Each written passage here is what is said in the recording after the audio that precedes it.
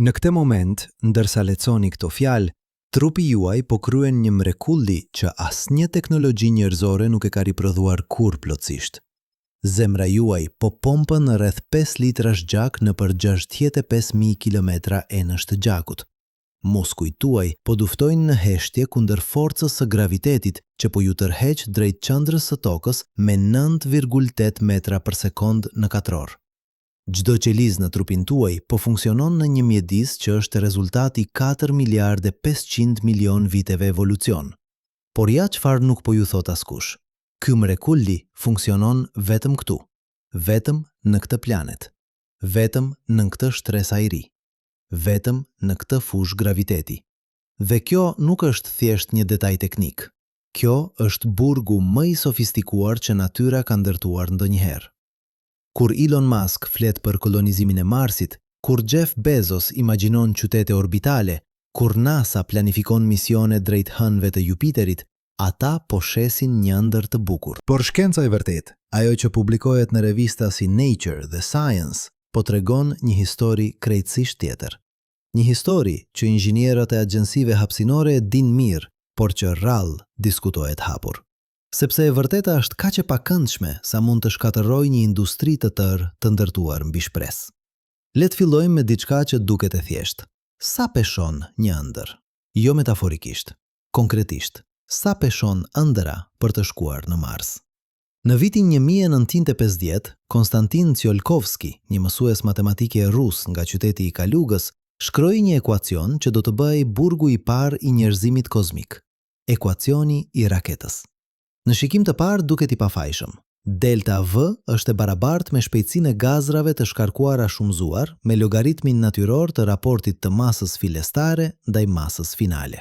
Por kjo formule thjesht matematikore fsheh një tirani që asnjë teknologji nuk mund ta thyejë. Për të dërguar 1 kilogram lëndë në Mars, ju duhet të ngrini në hapësirë rreth 100 kilogram karburant. Por ky karburant vet ka peshë. Dhe për ta ngritur atë karburant, ju nevojitet më shumë karburant. Dhe për ta ngritur atë karburant, shtesë ju nevojitet edhe më shumë karburant. Është një progresion gjeometrik që shpejt bëhet absurd. Inxhinierët e quajnë këtë tiranin e ekuacionit të raketës. Dhe nuk është thjesht një sfidë inxhinierike. Është një ligj themelor i fizikës që nuk mund ta anashkalohet. Raketa Falcon Heavy e SpaceX, një nga raketat më të fuqishme që njerëzimi ka ndërtuar ndonjëherë, peshon 1.200.000 kg në momentin e nisjes. Nga kjo masë kolosale, vetëm 63.800 kg mund të dërgohen në orbitën e ulët të tokës. Kjo është vetëm 6% e masës totale. Dhe për në Mars, vetëm 60.800 kg, më pak se 2%. Imagjinoni të ndërtoni një anije që peshon sa 100 autobus, vetëm që të transportoni peshën e 2 autobusve në destinacion. Por kjo është vetëm fillimi i problemit. Në vitin 2017, një grup shkencëtarësh nga Universiteti i Kalifornisë në San Diego publikuan një studim në revistën MPJ Microgravity që trondit komunitetin shkencor. Ata kishin studiuar astronautët që kishin kaluar 6 muaj ose më shumë në stacionin ndërkombëtar hapësinor. Rezultatet ishin shqetësuese në një mënyrë që askush nuk e kishte parashikuar plotësisht. Trupi njerëzor nuk është thjesht i adaptuar për gravitetin e tokës. Ai është i programuar për të. Çdo qelizë, çdo ind, çdo sistem në trupin tuaj pret atë tërheqje konstante drejt poshtë. Kur kjo tërheqje zhduket, trupi juaj nuk thjesht përshtatet. Ai rebelohet. Astronautët humbasin në rreth 1% të masës së kockave çdo muaj në hapësirë. Leçoni këtë përsëri. 1% çdo muaj. Pas një viti në gravitet zero, skeleti juaj do të ishte kaq i dobët sa thjesht ecja në tokë mund të shkaktonte tyjerje. Muskujt atrofiohen me një shpejtësi që e bën çdo program stërvitjeje në tokë të duket si lojë fëmijësh. Astronautët stërviten 2 orë çdo ditë në pajisje të specializuara dhe megjithatë humbasin deri në 20% të masës muskulore. Por kjo është vetëm ajo që mund të shihet. Ajo që ndodh brenda është edhe më shqetësuese. Zemra juaj, ky muskul i mrekullueshëm që ka rrahur rreth 3 miliardë herë që kur lindet, është i kalibruar për të pompuar gjak kundër gravitetit. Në hapësirë, ajo fillon të kurret. Pas 6 muajsh në stacionin ndërkombëtar hapësinor, zemra e një astronauti mund të humbas deri në 25% të masës së saj. Imagjinoni një motor makine që papritur bëhet 1/4 më i vogël. A do të funksiononte ende? Po, por jo për shumë kohë. Sistemi imunitar kolapson. Studimet kanë treguar se qelizat T, ato ushtar të parë të mbrojtjes së trupit tuaj kundër infeksioneve, ndalojnë se funksionuari normalisht në peshlehtësi. Viruset që janë fjetur në trupin tuaj për vite, si virusi Epstein-Barr ose virusi i herpesit, papritur zgjohen. Astronautët shpesh zhvillojnë infeksione që në tokë do të ishin banale, por në hapësirë bëhen të rrezikshme. Dhe pastaj është truri. Në vitin 2019, shkencëtar nga Universiteti i Michiganit publikuan imaze rezonans magnetike të trurit të astronautëve para dhe pas misioneve afatgjata. Ajo që gjetën ishte e tmerrshme. Lëngu cerebrospinal, ai fluid që mbron trurin tuaj nga goditjet, fillon të grumbullohet në pjesën e sipërme të kafkës. Truri fillon të shtypet nga poshtë. Nervi optik fryhet. Disa astronautë zhvillojnë një gjendje të quajtur sindroma neurookulare e shoqëruar me fluturime hapësinore. Shikimi i tyre përkeqësohet përgjithmonë. Disa raportojnë ndryshime në personalitet, në aftësinë për të marrë vendime, në mënyrën se si perceptojnë realitetin. Kjo nuk është thjesht një çështje të qenit i pashtatshëm. Kjo është truri juaj që po ndryshohet. Në mënyra që shkenca ende nuk i kupton plotësisht, Scott Kelly, astronauti amerikan që kaloi 358 ditë në hapësirë, një rekord për NASA në atë kohë, u kthye në tokë në mars të vitit 2016. Ai ishte pjesë e një eksperimenti unik. Ai kishte një vëlla binjak identik, Mark Kelly, gjithashtu astronaut që kishte mbetur në tokë. Për herë të parë, shkencëtarët mund të krahasonin drejt për drejt efektet e hapësirës në nivel gjenetik. Rezultatet, të publikuara në revistën Science në vitin 2019, ishin befasuese. 7% e gjenit të Scottit kishin ndryshuar shprehjen e tyre. Telomeret e tij, ato kapak mbrojtës në skajet e kromozomeve që shërbejnë si një lloj ore biologjike e plakjes, ishin zgjatur në hapësirë, por pastaj u shkurtuan shpejt kur u kthyen në tokë, duke e lënë atë me telomere më të shkurtra se para fluturimit. Në thelb, ai kishte plakur më shpejt.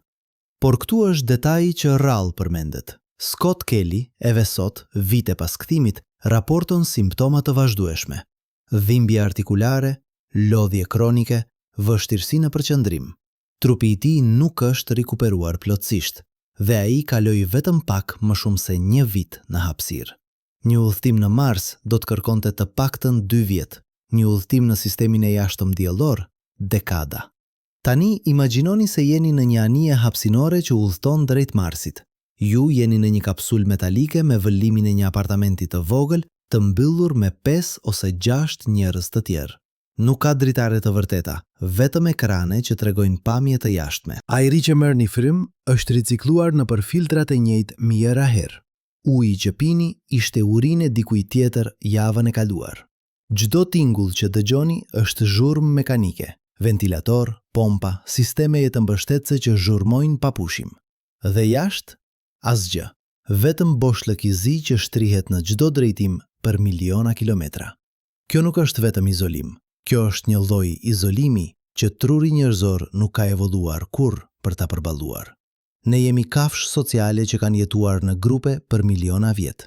Edhe burgjeve më të ashpra në tokë kanë dritë natyrale, ndryshim të mjedisit, mundësinë e kontaktit me botën e jashtme. Në një anije hapësinore, ju jeni në një kuti metalike që lëviz nëpër boshllëk me 27.000 km/h. Dhe çdo gabim, çdo dështim teknik, çdo konflikt me bashkëudhëtarët tuaj mund të jetë fatal. Studimet e kryer në ambiente analoge në tokë, si stacionet kërkimore në Antarktidë ose nëndetëset që qëndrojnë në ujë për muaj, tregojnë një model të qartë. Pas rreth 3 muajsh, njerëzit fillojnë të tregojnë shenja të asaj që psikologët e quajnë sindroma e të tretës së katërtit. Motivimi bie, konfliktet rriten, gabimet bëhen më të shpeshta. Disa individ zhvillojnë depresion klinik, të tjerë bëhen agresiv. Dhe kjo në ambiente ku, nëse diçka shkon keq, mund të kthehesh në shtëpi brenda ditësh ose javësh. Në Mars nuk ka kthim mbrapa. Nëse dikush zhvillon një krizë psikologjike serioze, nëse shfaqet një konflikt i dhunshëm, nëse dikush vendos se nuk mund ta durojë më, nuk ka evakuim, nuk ka spital, nuk ka terapi. Ju jeni në një planet që është në mesatare 225 milion kilometra larg, dhe dritarja e kthimit hapet vetëm çdo 26 muaj, kur orbitat e Tokës dhe Marsit përputhen. Valeri Polyakov, kozmonauti rus që mban rekordin për fluturimin më të gjatë të vazhdueshëm hapësinor, 438 ditë në stacionin hapësinor Mir nga janari i vitit 1994 deri në mars të vitit 1995, u pyet një herë se cila ishte pjesa më e vështirë. Ai nuk tha rrezatimi, nuk tha peshlehtësin. Ai tha të dish se nuk mund të largohesh, të dish se çdo vendim që merr, çdo gabim që bën, duhet ta jetosh me të për muaj. Nuk ka derë për t'u hapur, nuk ka rrugë për të ecur. Vetëm e njëjta dhomë, të njëjtët njerëz, i njëjti tavan që e sheh çdo ditë kur zgjohesh. Dhe ai ishte në orbitën e Tokës, ku mund të shihte planetin ton nëpër dritare, ku komunikimi me Tokën kishte vetëm disa sekonda vonesë, ku e dinte se në rast emergjence mund të kthehej brenda orësh. Por le të supozojmë se ka përcejmë këtë. Le të supozojmë se zhvillojmë ilaçe që mbrojnë kockat dhe muskujt. Le të supozojmë se gjejmë mënyra për të mbrojtur trurin nga dëmtimi. Le të supozojmë se përzgjedhim astronaut me stabilitet psikologjik të jashtëzakonshëm dhe i trajnojmë ata për çdo skenar të mundshëm. Le të supozojmë se ndërtojmë anije me gravitet artificial, me mbrojtje të përsosur nga rrezatimi, me sisteme jetë mbështetëse kaq të besueshme sa nuk dështojnë kurrë. Eve atëherë, ne përbalemi me një mur që asnjë teknologji nuk mund ta thojë: shpejtësia e dritës. Albert Einstein e kuptoi këtë në vitin 1905 kur publikoi teorinë e relativitetit të kufizuar. Asgjë që ka masë nuk mund të udhtojë më shpejt se drita. Kjo nuk është një kufizim inxhinierik, kjo nuk është një çështje të mos pasur motor mjaft të fuqishëm. Kjo është një ligj themelor i universit, i shkruar në vetë strukturën e hapësirës dhe kohës. Drita udhton me 300.000 km në sekond. Tinglon shpejt apo jo? Por universi është kaq i madh sa edhe kjo shpejtësi bëhet absurdisht e ngadalt. Drita nga dielli arrin në Tokë në 8 minuta e 20 sekonda. Drita nga ylli më i afërt, Proxima Centauri, arrin në Tokë pas 4 vitesh e 3 muajsh.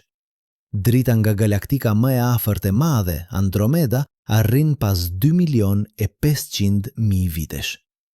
Nëse do të ndërtonim një anije që mund të udhtonte me 1% të shpejtësisë së dritës, një arritje teknologjike që është përtej çdo gjëje që mund të imagjinojmë sot, do të na duheshin 440 vjet për të arritur në Proxima Centauri.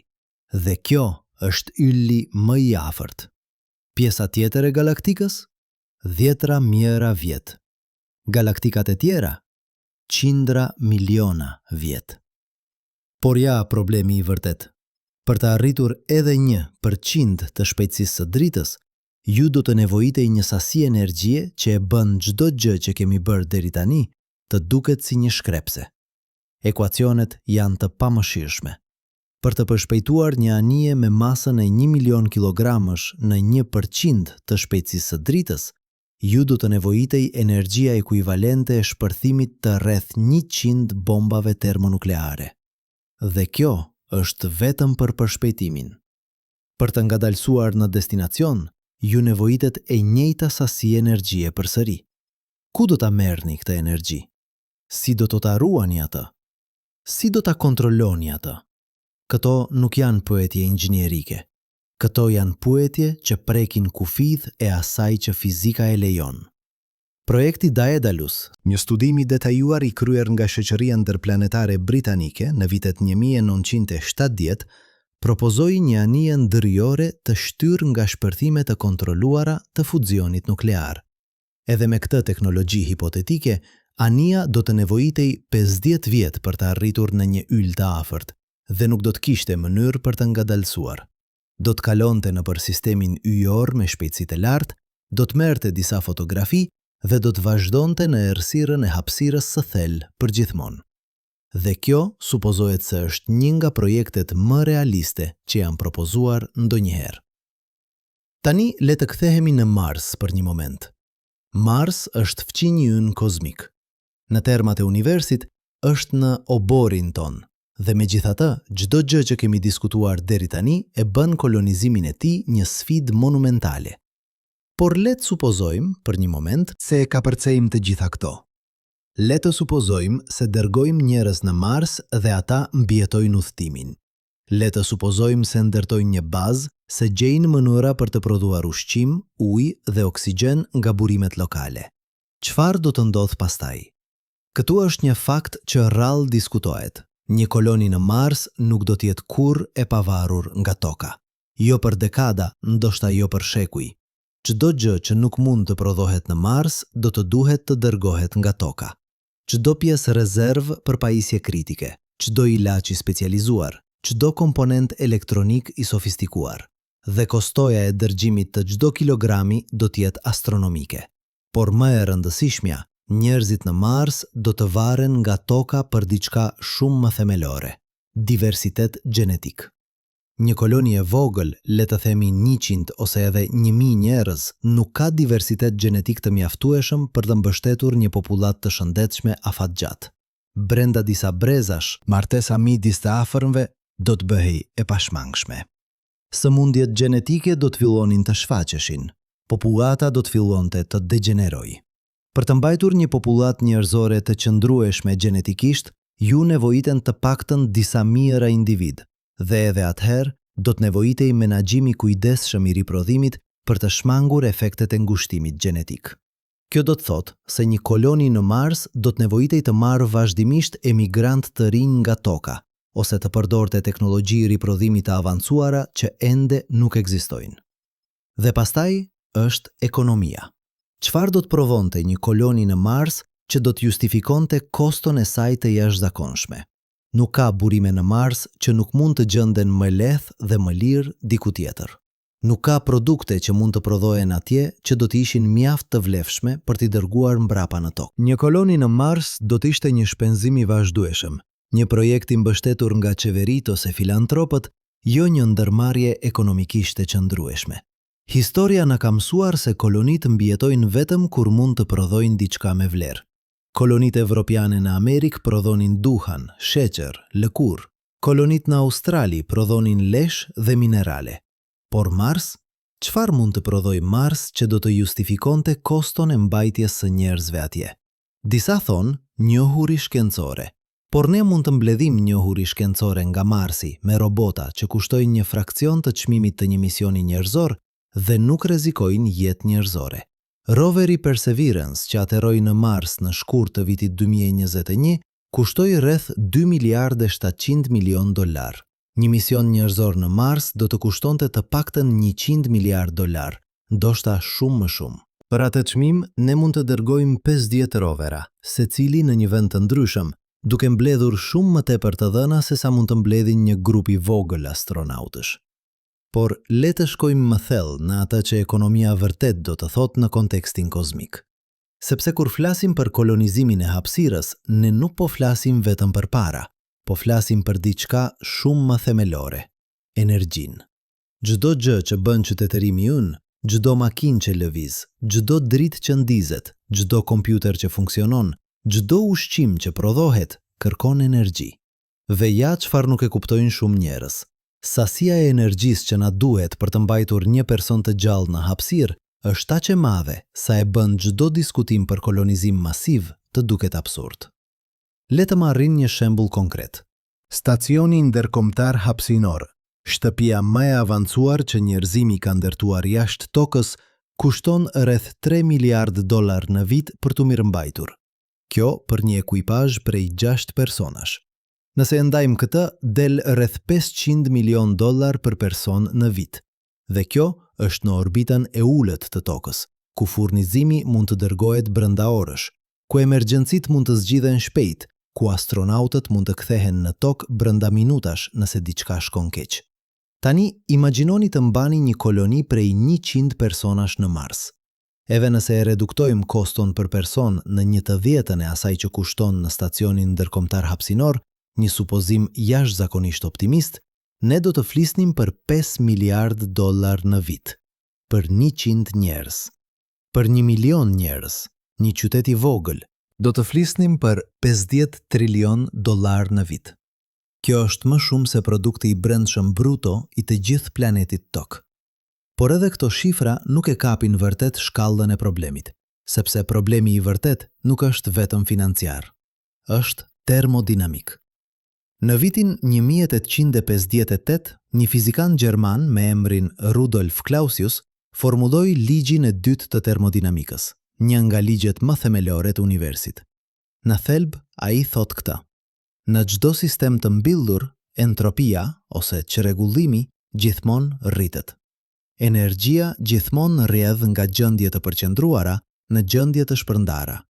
Nxehtësia gjithmonë rrjedh nga objektet e nxehta në ato të ftohta. Dhe çdo proces që ndodh në univers, çdo lëvizje, çdo transformim, çdo jetë krijon mbeturina energjetike që nuk mund të rikuperohen plotësisht. Kjo do të thotë se për të mbajtur një sistem të organizuar, si një qytet, si një qytetërim, si një jetë, ju duhet të derni vazhdimisht energji të re në atë. Dhe sa më kompleks të jetë sistemi, aq më shumë energji nevojitet. Toka është një sistem gati i hapur energjetikisht. Çdo sekond, dielli dërgon rreth 178 trilion kilovat energji në planetin ton. Kjo energji nxit fotosintezën që krijon ushqim, ngroh atmosferën që krijon mot, avullon ujin që krijon shi. Çdo gjë që jeton në tokë, çdo ekosistem, çdo qytetërim funksionon me këtë rrjedhje të vazhdueshme energjie diellore. Por në Mars, dielli është shumë më larg. Energjia diellore që arrin në sipërfaqen e Marsit është vetëm 43% e asaj që arrin në tokë. Dhe kjo supozohet se është në një ditë të kthiellët. Marsi ka stuhi pluhuri që mund të mbulojnë të gjithë planetin për muaj, duke bllokuar pothuajse të gjithë dritën e diellit. Në vitin 2018, një stuhi e tillë gati shkatërroi roverin Opportunity, që mbështetej në panele diellore për energji.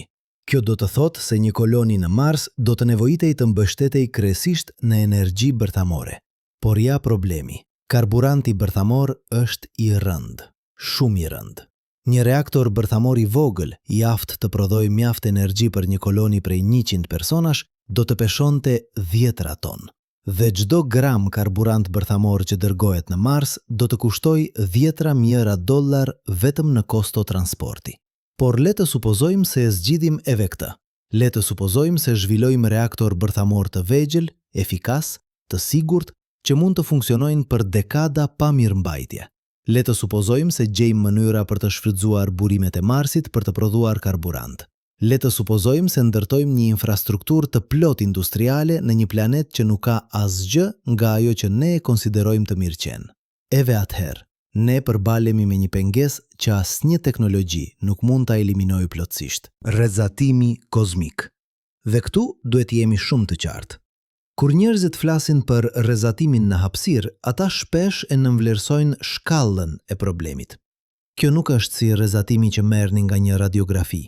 Kjo nuk është as si rrezatimi që do të merrni nga një aksident bërthamor. Kjo është diçka krejtësisht tjetër. Hapësira është e mbushur me 2 lloje kryesore: rrezatimi, erat diellore dhe rrezet kozmike galaktike. Erat diellore janë rrjedha të vazhdueshme grimkasht ngarkuara që dielli i hedh në të gjitha drejtimet. Rrezet kozmike galaktike janë grimca me energji të lartë që vijnë nga jashtë sistemit ton diellor, nga shpërthime supernovash, nga vrima të zeza, nga ngjarje të dhunshme kozmike që ndodhin në të gjithë galaktikën. Në tokë ne jemi të mbrojtur nga të dyja. Fusha magnetike e tokës, e krijuar nga lëvizja e hekurit të shkrirë në bërthamën e planetit, deflekton shumicën e grimcave të ngarkuara. Atmosfera jon, ajo shtres ajri me trashësi rreth 100 km, thith pjesën tjetër. Së bashku, ato krijojnë një mburoj gati të përsosur, por në hapësirë nuk ka mburoj. Çdo grinc, çdo foton me energji të lartë kalon drejt për drejt nëpër trupin tuaj, Dhe këto nuk janë thjesht grimca. Këto janë bërthama atomike që lëvizin me shpejtësi afër asaj të dritës, me energji aq të lartë sa kur godasin qelizat tuaja, ato i shkatërrojnë ato në nivel molekular. Studimet e NASA-s kanë treguar se një udhëtim në Mars do t'i ekspozonte astronautët ndaj rreth 600 milisievert të rrezatimi. Për krahasim, një radiografi e gjoksit ju ekspozon ndaj rreth 0,1 milisievert. Një skanim CT të gjithë trupit rreth 10 milisievert. Kufiri vjetor i rekomanduar për punëtorët e rrezatimit në tokë është 50 milisievert. Astronautët në një mision në Mars do të merrnin më shumë se 12 herë këtë dozë. Dhe kjo nuk është vetëm një çështje e rrezikut të shtuar për kancer, megjithse ai është real dhe i konsiderueshëm. Studimet sugjerojnë se një udhëtim në Mars do të rrisë rrezikun e një astronauti për të zhvilluar kancer fatal me rreth 5%. Por ka diçka edhe më shqetësuese: dëmtimi i trurit. Në vitin 2015, shkencëtar nga Universiteti i Kalifornisë në Irvine publikuan një studim që ekspozoi minj ndaj niveleve të rrezatimit të ngjashme me ato që astronautët do të përjetonin në një udhëtim në Mars. Rezultatet ishin tronditse. Minjt zhvilluan dëmtim të konsiderueshëm të qelizave nervore. Aftësia e tyre për të mësuar dhe për të kujtuar u përkeqësua. Ata u bën më anksioz, më pak social. Në thelb, personaliteti i tyre ndryshoi. Dhe këtu është pjesa më e frikshme. Dëmtimi nuk u shfaq me njëherë. Ai u zhvillua gradualisht gjatë muajve pas ekspozimit. Kjo do të thotë se një astronaut mund të kryejë një mision në Mars, të kthehet në tokë duke u ndier mirë, dhe pastaj, muaj ose vite më vonë, të fillojë të shfaqë simptoma të dëmtimit të trurit, humbje kujtese, vështirësi në marrjen e vendimeve, ndryshime në personalitet. Dhe nuk do të kishte mënyrë për ta parandaluar këtë, sepse dëmtimi tashmë do të ishte bërë. Tani disa do të thonë, por ne mund të ndërtojmë mburoj. Dhe kjo është e vërtet, deri në një pikë. Uji është një mburoj e shkëlqyer kundër rrezatimit. Një shtres uji me trashësi 1 metër mund të reduktojë ndjeshëm ekspozimin ndaj rrezatimit. Por uji është i rëndë, shumë i rëndë. 1 metër kub uji peshon 1000 kilogram. Për të mbrojtur një anije hapësinore me një shtres uji 1 metër të trash, ju do të nevojiteshin qindra ton ujë. Dhe kujtoni ekuacionin e raketës. Çdo kilogram shtes kërkon 10 kilogram karburant shtes. Disa inxhinier kanë propozuar përdorimin e materialeve të anijeve vetë si mburoj, duke i bërë muret shumë të trash. Por kjo përsëri shton pesh. Të tjerë kanë sugjeruar përdorimin e fushave magnetike artificiale për të deflektuar grincat e ngarkuara, por kjo do të kërkonte sasi të mëdha energjie dhe teknologji që ende nuk ekziston në shkallën e nevojshme. Dhe edhe nëse e zgjidhim problemin për udhëtimin, çfarë ndodh kur arrim në Mars? Marsi nuk ka fushë magnetike, nuk ka atmosferë të trash. Sipërfaqja e Marsit është e ekspozuar ndaj rrezatimit kozmik 24 orë në ditë, 7 ditë në javë, 365 ditë në vit. Një koloni në Mars do të duhej të ishte nëntoksore, e varrosur nën metra dhe metra dheu marsian, vetëm për të ofruar mbrojtje bazë. Imagjinoni të jetoni të gjithë jetën tuaj nën tokë. Asnjë dritë natyrale, asnjë qiell, asnjë horizont, vetëm tavane të ulta dhe mure guri. Kjo nuk është një koloni, kjo është një burg. Por le të shkojmë edhe më thellë. Le të flasim për diçka që rrallë përmendet në diskutimet për kolonizimin hapësinor. Kohën. Kur flasim për kolonizimin e Marsit ose të hëndet e Jupiterit, ne shpesh mendojmë në terma të dekadave, ndoshta një shekull. Por qytetërimet nuk ndërtohen në dekada. Ato ndërtohen në mijëvjeçar. Qytetërimi egjiptian zgjati 3000 vjet, perandoria romane 500 vjet. Edhe Shtetet e Bashkuara, një kombë relativisht i ri, ka vetëm 2050 vjet. Nëse do të ndërtonim një koloni në Mars, ne nuk do të ishim duke ndërtuar për një brez, ne do të ishim duke ndërtuar për qindra breza. Dhe këtu është pyetja që askush nuk po e bën. Çfarë ndodh me një koloni hapësinore gjatë shekujve? Teknologjia prishet, makinat dështojnë, ndërtesat shemben. Në tokë ne mund t'i riparojmë këto gjëra, sepse kemi burime të pakufizuara, kemi një biosferë që vetë riparon, kemi një planet që na mbështet. Por në Mars, çdo dështim i një sistemi kritik mund të jetë katastrofik. Dhe sa më gjatë të jetë një koloni atje, aq më e madhe është probabiliteti që diçka thelbësore të shkojë keq. Në vitin 2007, një antropolog me emrin Cameron Smith nga Universiteti Shtetëror i Oregonit publikoi një studim që llogariste madhësinë minimale të një popullat që do të nevojitej për të mbështetur një koloni ndërhyjore. Përfundimet e tij ishin befasuese. Të paktën 10.000 njerëz, dhe kjo duke supozuar menaxhim të përsosur gjenetik dhe asnjë fatkeqësi të madhe. Nëse do të merreshin parasysh aksidentet, sëmundjet, variacionet e rastësishme në normat e lindjes, numri do të ngrihej në 10 mijëra. 10.000 njerëz në Mars, ku çdo frymë ajri duhet të prodhohet, çdo pikë uji duhet të riciklohet, çdo kalori ushqimi duhet të rritet në serra në ndrita artificiale, ku një dështim i sistemit të mbështetjes së jetës mund të vrasë mijëra brenda orësh, ku nuk ka asnjë ekosistem natyror për të mbështetur, asnjë oqean për të rregulluar klimën, asnjë pyll për të prodhuar oksigjen. Dhe kjo është vetëm për Marsin, planeti më i afërt që ka ndonjë ngjashmëri me Tokën. Çfarë të themi për hënat e Jupiterit, për Titanin, hënën e Saturnit, për planetët jashtë sistemit tonë diellor? Europa, një nga hënat e Jupiterit, konsiderohet një nga vendet më premtuese për të kërkuar jetë në sistemin tonë diellor. Nën sipërfaqen e saj të ngrirë, shkencëtarët besojnë se ekziston një oqean i lëngshëm uji, i mbajtur i ngrohtë nga forcat e baticës që Jupiteri ushtron mbi të. Por Europa është rreth 628 milion kilometra larg Tokës, në pikën më të afërt. Një udhëtim atje do të kërkonte vite, ndoshta një dekadë. Dhe rrezatimi, Jupiteri ka fushat magnetike më të fuqishme në sistemin diellor, që krijojnë zona rrezatimi aq intensive sa do të vrisnin një njeri të pambrojtur brenda orësh. Titani, hëna më e madhe e Saturnit, ka një atmosferë të trash, më të trash edhe se ajo e Tokës, por ajo atmosferë është kryesisht azot dhe metan. Temperatura në sipërfaqe është -180 gradë Celsius. Liqenet dhe detet e Titanit nuk janë ujë, por metan dhe etan të lëngshëm. Çdo gjë që ne e konsiderojmë normale, çdo proces biologjik që mbështet jetën në Tokë, do të ishte i pamundur atje, pa teknologji që ne as nuk mund ta imagjinojmë. Dhe këto janë ende brenda sistemit ton diellor. Këto janë ende, në termat kozmik, në oborin ton. Le të flasim për një moment për planetet jashtë sistemit diellor, ato që astronomët i quajnë egzoplanet.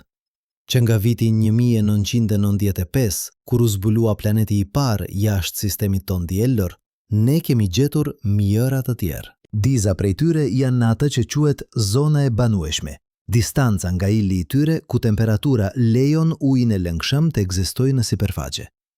Proxima Centauri B, një planet që orbitulon rreth yllit më të afërt me diellin, është në zonën e banueshme. Ai është vetëm 4,2 vjet drite larg. Vetëm 4,2 vjet drite. Kjo do të thotë se drita, gjëja më e shpejt në univers, ka nevojë për 4 vite e 2 muaj e gjysmë për të udhëtuar nga ai planet në Tokë. Me teknologjinë tonë aktuale, një udhëtim në Proxima Centauri B do të kërkonte 10 mijëra vjet. Edhe me teknologji hipotetike të ardhshme, do të kërkonte shekuj. Dhe kur të arrijmë atje, çfarë do të gjejmë? Ne nuk e dim. Mund të jetë një shkretëtirë ngjehtë, mund të jetë një botë ngrirë, mund të jetë i mbulluar me oqeane acidi, mund të jetë i përshkuar nga rrezatime që e bëjnë rrezatimin e Marsit të duket si drita e diellit në një ditë pranvere. Ne nuk mund ta dimë derisa të shkojmë atje. Dhe për të shkuar atje, ne do të duhej të angazhoheshim në një udhëtim që do të zgjaste më gjatë se çdo qytetërim që ka ekzistuar ndonjëherë në Tokë. Por le të kthehemi në një pyetje më themelore. Pse? Pse do të dëshironim të braktisnim Tokën, një planet që është përsosur për jetën, për të shkuar në vende që janë armiqësore ndaj çdo forme jete që njohim? Përgjigjja e zakonshme është sepse ne duhet të shpërndajmë vezët tona në më shumë se një sport. Sepse nëse diçka katastrofike ndodh në Tokë, Një goditje asteroidi, një luftë bërthamore, një pandemi globale, një shpërthim supervulkani, njerëzimi do të shkatërrohet nëse jemi vetëm në një planet. Kjo tingëllon e arsyeshme, por le ta shqyrtojmë më me kujdes. Asteroidi më i rrezikshëm i njohur, Apophis, do të kalojë afër Tokës në vitin 2029. Në një moment, shkencëtarët mendonin se kishte një shans të vogël për të goditur Tokën. Tani e dim se nuk do ta bëj. Por le të supozojmë se një asteroid i ngjashëm do të godiste Tokën. Dëmtimi do të ishte i tmerrshëm. Miliona, ndoshta miliarda njerëz do të vdisnin.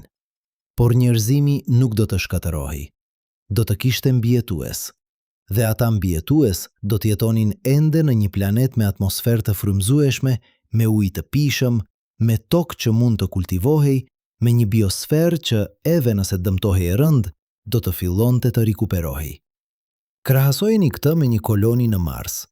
Një koloni që varet nga sisteme jetëmbështetëse artificiale për çdo frymë, çdo pikujë, çdo kalori ushqimi. Një dështim i vetëm i sistemit, një aksident i vetëm, një gabim i vetëm inxhinierik dhe e gjithë kolonia mund të vdes brenda ditësh. Cila është më e sigurt? Një planet që ka mbështetur jetën për 4 miliard vjet, apo një koloni artificiale në një botë të vdekur? Dhe çfarë të themi për kërcënimet e tjera? Lufta bërthamore? Po, do të ishte katastrofike. Por edhe në skenarin më të keq, edhe nëse çdo armë bërthamore në tokë do të shpërthente, do të kishte vende që do të mbeteshin relativisht të paprekura. Hemisfera jugore, ishujt të izoluar, rajone malore. Njerëzit do të mbijetonin, dhe ata do të mbijetonin në një planet që, edhe i rrezatuar, edhe i ndotur, do të ishte ende infinitisht më i banueshëm se Marsi. Pandemia, ne sapo kaluam nëpër një. COVID-29 vrau miliona njerëz, por njerëzimi mbijetoi. Dhe ne mësuam. Ne zhvilluam vaksina brenda një viti, ne përshtatëm sjelljet tona. Ne vazhduam. Shpërthimi i një supervulkani? Po, do të shkaktonte një dimër vulkanik që mund të zgjaste vite. Bujqësia do të dështonte. Urit do të ishte e përhapur, por njerëzit kanë mbijetuar ngjarje të tilla më parë. Shpërthimi i Tobit, rreth 73.000 vjet më parë, pothuajse shkatërroi specien tonë. Por ne mbijetuam. Dhe ne mbijetuam pa teknologji moderne, pa shkencë, pa kuptim të asaj që po ndodhte. Sot, me të gjithë njohurit tonë, me të gjithë teknologjinë tonë, me aftësinë tonë për të parashikuar dhe për të përgatitur, shanset tona për mbijetesë do të ishin shumë më të larta. Por ja çfarë nuk do të mbijetonte?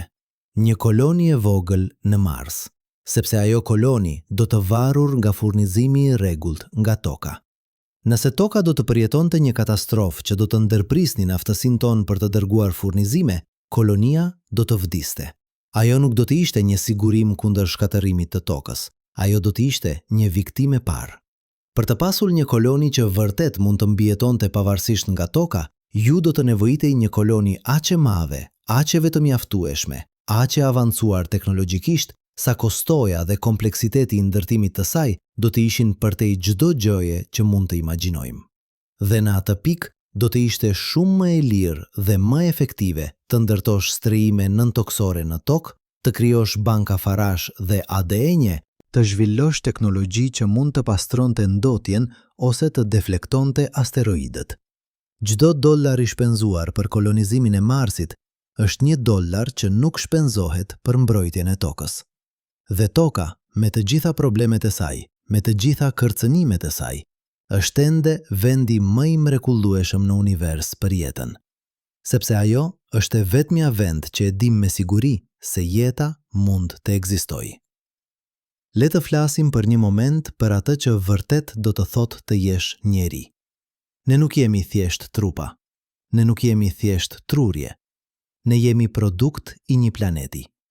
Çdo qeliz në trupin ton, çdo instinkt që kemi, çdo emocion që ndjejme, është rezultat i 4 miliard viteve evolucion në këtë planet specifik. Ne jemi krijuar për të parë dritën e diellit, që filtrohet nëpër një atmosfere me 21% oksigjen. Veshët tanë janë kalibruar për të dëgjuar tinguj që ustojnë nëpër ajër me një densitet specifik. Lëkura jonë pret një temperaturë që luhatet rreth 20 gradë Celsius.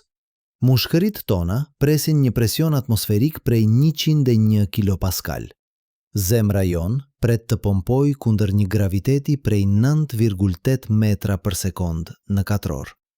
Ndryshonin ndonjë nga këto parametra dhe trupi ynë fillon të dështoj. Jo sepse jemi të dobët, por sepse jemi të specializuar. Ne jemi makineri biologjike të optimizuara për një mjedis shumë specifik. Dhe ai mjedis është toka.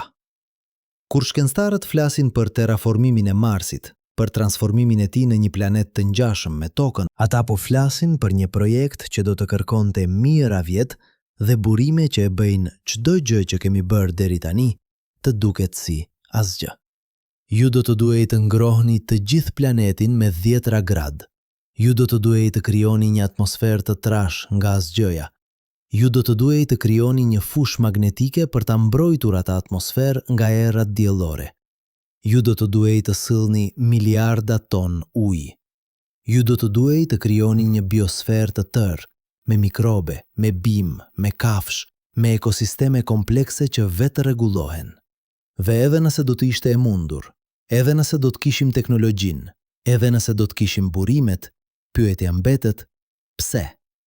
Pse do të shpenzojmë mijëra vjet duke transformuar një planet të vdekur, kur mund të shpenzojmë atë kohë duke mbrojtur dhe duke riparuar planetin që tashmë kemi? Toka po përballet me sfida serioze: ndryshimi klimatik, humbja e biodiversitetit, ndotja, shpillëzimi, acidifikimi i okeaneve. Por të gjitha këto janë probleme që ne i kemi shkaktuar dhe që ne mund të zgjidhim. Teknologjia që do të nevojitej për të kolonizuar Marsin, nëse do të drejtohej drejt riparimit të tokës, mund të zgjidhte çdo problem mjedisor që përballemi. Imagjinoni nëse miliarda dollarët që shpenzohen për programe hapësinore do të shpenzoheshin për energji të rinovueshme, për kapur karbonin, për mbrojtjen e habitateve, për zhvillimin e bujqësisë së qëndrueshme, për pastrimin e okeaneve, për rigjenerimin e pyjeve. Ne mund ta bëjmë tokën një paradis. Ose mund të shpenzojmë burimet tona duke u përpjekur të mbijetojmë në një ferë të largët. Por ka një argument tjetër që shpesh dëgjohet. Eksplorimi është në natyrën tonë. Njerëzit gjithmonë kanë eksploruar. Ne kemi kaluar okeane, kemi ngjituar male, kemi arritur në polet. Pse të ndalojmë tani? Dhe kjo është e vërtet, ne jemi eksploruese. Por ka një ndryshim themelor midis eksplorimit të tokës dhe eksplorimit të hapësirës. Kur njerëzit kalonin Oqeanin Atlantik, ata po shkonin në vende ku mund të merrnin frymë, ku mund të pinin ujë, ku mund të gjenin ushqim. Kur ngjiteshin në Everest, ata po sfidoheshin nga mjedisi, por mjedisi ende ishte i toks. Ajri ishte i holl, por ende ishte ajër. Temperatura ishte e ulët, por jo absolutisht vdekjeprurse. Hapësira nuk është si kjo. Hapësira nuk është thjesht një vend i vështirë. Hapësira është një vend që është themelisht armiqësor ndaj jetës. Nuk ka ajër, nuk ka ujë, nuk ka ushqim, nuk ka asgjë që jeta, siç e njohim ne, mund ta përdor. Dhe po, ne mund të dërgojmë robot, ne mund të dërgojmë sonda, ne mund të mbledhim të dhëna, të bëjmë zbulime, të zgjerojmë njohurit tona. Por kjo nuk është e njëjta gjë me kolonizimin. Kjo nuk është e njëjta gjë me jetesën atje. Roveri Perseverance në Mars po bën shkencë të mahnitshme.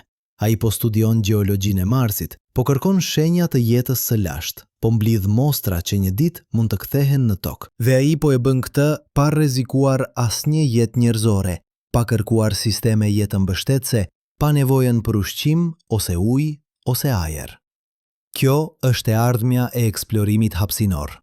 Robot gjithnjë më të sofistikuar, inteligjencë artificiale që mund të marrë vendime autonome, sonda që mund të udhtojnë për dekada pa mirëmbajtje. Jo njerëz që vuajnë në kapsula metalike, trupi i të cilëve po shkatërrohet nga rrezatimi dhe peshlehtësia, mendja e të cilëve po thyhet nga izolimi. Por ka një argument final që duhet adresuar. Çfarë ndodh kur dielli vdes? Në rreth 5 miliard vjet, dielli do të fillojë të mbarojë hidrogjenit në bërthamën e tij. Ai do të fryhet në një gjigant të kuq, duke gëlltitur Merkurin, Venerin dhe ndoshta Tokën. Edhe nëse Toka nuk gëllitet, ajo do të bëhet e pabanueshme shumë përpara kësaj. Në rreth 1 miliard vjet, dielli do të jetë aq i ngjethë sa oqeanet e Tokës do ta vullojnë. Jeta, të paktën jeta siç e njohim ne, do të bëhet e pamundur. Pra, a nuk duhet të fillojmë tani të përgatitemi për atë ditë? Përgjigjja është jo. Jo për shkak se nuk është e rëndësishme, por sepse 1 miliard vjet është një kohë kaq e pabesueshme e gjatë sa çdo gjë që bëjmë sot është krejtësisht e parëndësishme për atë të ardhme. 1 miliard vjet më parë, jeta në Tokë ishte kryesisht baktere. Kafshët shumë qelizore sapo po fillonin të evoluonin. Nuk kishte peshq, nuk kishte insekte, nuk kishte bimë në Tokë. Dhe sigurisht, nuk kishte njerëz. Në 1 miliard vjet nga tani, nëse njerëzimi ende ekziston, ne do të jemi kaq të ndryshëm nga ajo që jemi sot, sa do të ishim të panjohshëm. Teknologjia jon do të jetë përtej çdo gjëje që mund të imagjinojmë. Aftësitë tona do të jenë si magjia për ne sot. Problemet që na shqetësojnë tani, duke përfshirë se si të mbijetojmë kur dielli vdes, do të jenë zgjidhur, ose do të jenë bërë të parëndësishme nga zhvillime që nuk mund t'i parashikojmë. Të shqetësohesh sot për atë që do të ndodhë në 1 miliard vjet është si një bakterie që shqetësohet për ndryshimin klimatik. Shkalla kohore është kaq e ndryshme sa çdo planifikim është i kotë. Ajo që duhet të na shqetësojë është tashmia, shekulli i ardhshëm, mijëvjetari i ardhshëm, jo miliarda vjet në të ardhmen. Dhe në atë shkallë kohore e vërteta është e qartë. Toka është shtëpia jonë, jo sepse nuk mund të shkojmë diku tjetër, por sepse askund tjetër nuk është shtëpi. Ne mund të vizitojmë hapësirën, ne mund të eksplorojmë atë, ne mund të mësojmë prej saj, por të jetuarit atje, të ndërtimit të qyteteve atje, të rritjes së fëmijëve atje, të krijimit të një qytetërimi atje, nuk është thjesht e vështirë. Është pothuajse e pamundur me ligjet e fizikës siç i njohim. Dhe ndoshta kjo është në rregull. Ndoshta ne nuk jemi krijuar për të jetuar në hapësirë. Ndoshta ne jemi krijuar për të jetuar këtu, në këtë planet të bukur, të çuditshëm, të mrekullueshëm, që ka lindur jetën, që ka ushqyer evolucionin, që ka krijuar ne. Ndoshta burgu nuk është Toka. Ndoshta burgu është mendimi se duhet të largohemi prej saj. Por le të ndalemi për një moment. Le të bëjmë diçka që rrallë bëhet në diskutimet për hapësirën. Le të flasim për atë që po humbasim ndërsa ndërojmë përryje. Çdo sekond që kaloni duke lecuar këto fjalë, diçka e jashtëzakonshme po ndodh në Tokë. Në pujet e Amazonës, një pemë po prodhon oksigjen që dikush në Tokyo do ta marrë frym pas 6 muajsh, kur ajri të ketë qarkulluar nëpër atmosferë. Në oqeanin e paqësorit, një peshkaqen balena po filtron 4000 ton ujë në ditë, duke mbajtur ekuilibrin e ekosistemit më të madh në planet. Në shkretirën e Saharas, pluhuri po ngrihet në ajër. Do të udhtojë përtej Atlantikut dhe do të ushqejë pyjet e shiut në Brazil me minerale thelbësore. Në thelësitë e oqeanit, në vende ku drita e diellit nuk arrin kurrë, baktere po kthejnë skufurin në energji, duke mbajtur gjallë forma jete që shkenca sapo po fillon t'i kuptojë. Kjo është Toka, jo një koleksion shkëmbinjsh dhe ujë, por një organizëm i vetëm, i gjallë, që merr frym. Një sistem kaq kompleks, kaq i ndërlidhur, kaq delikat i balancuar, sa çdo përpjekje për ta riprodhuar atë diku tjetër, duket si një fëmijë që përpiqet të ndërtojë një oqean me Lego. Në vitin 1988, shkencëtarë ndërtuan Biosfera 2, një strukturë e mbyllur në shkretirën e Arizonës, e projektuar për të qenë një ekosistem plotësisht i vetëm mjaftueshëm. Ideja ishte e thjeshtë, të provohej se njerëzit mund të jetonin në një mjedis të mbyllur, të ricikluar, si një prototip për kolonitë hapësinore. Ata ndërtuan një strukturë prej qëllçi dhe çeliku me sipërfaqe 3,1 hektar. Brenda saj krijuan një pyll të shiut, një oqean me barierë koraline, një mocal, një shkretir, një zonë bujësore. Futën 3800 specie bimësh dhe kafshësh, dhe në shtator të vitit 1991, 8 njerëz u mbyllën brenda për 2 vjet. Brenda 16 muajve, eksperimenti ishte në krizë. Nivelet e oksigjenit filluan të bien, Nga 21% niveli normal në tokë, ato ranë në 14%, ekuivalenti i të qenit në një lartësi prej 4500 metra. Njerëzit brenda filluan të vuanin nga privimi i oksigjenit, nuk mund të flinin, nuk mund të përqendroheshin. Disa zhvilluan dëmtimte të përhershme neurologjike, por kjo ishte vetëm fillimi. Disa specie insektes shumë fishuan jashtë kontrollit, të tjera u zhdukën plotësisht. Polenizimet dështuan, të korrat ranë. Mikrobet në tokë filluan të prodhojnë dioksid karboni më shpejt se sa bimët mund të thithnin. Temperatura brenda strukturës u bë e paparashikueshme, duke luhatur nga ngroje ekstreme në ftoje.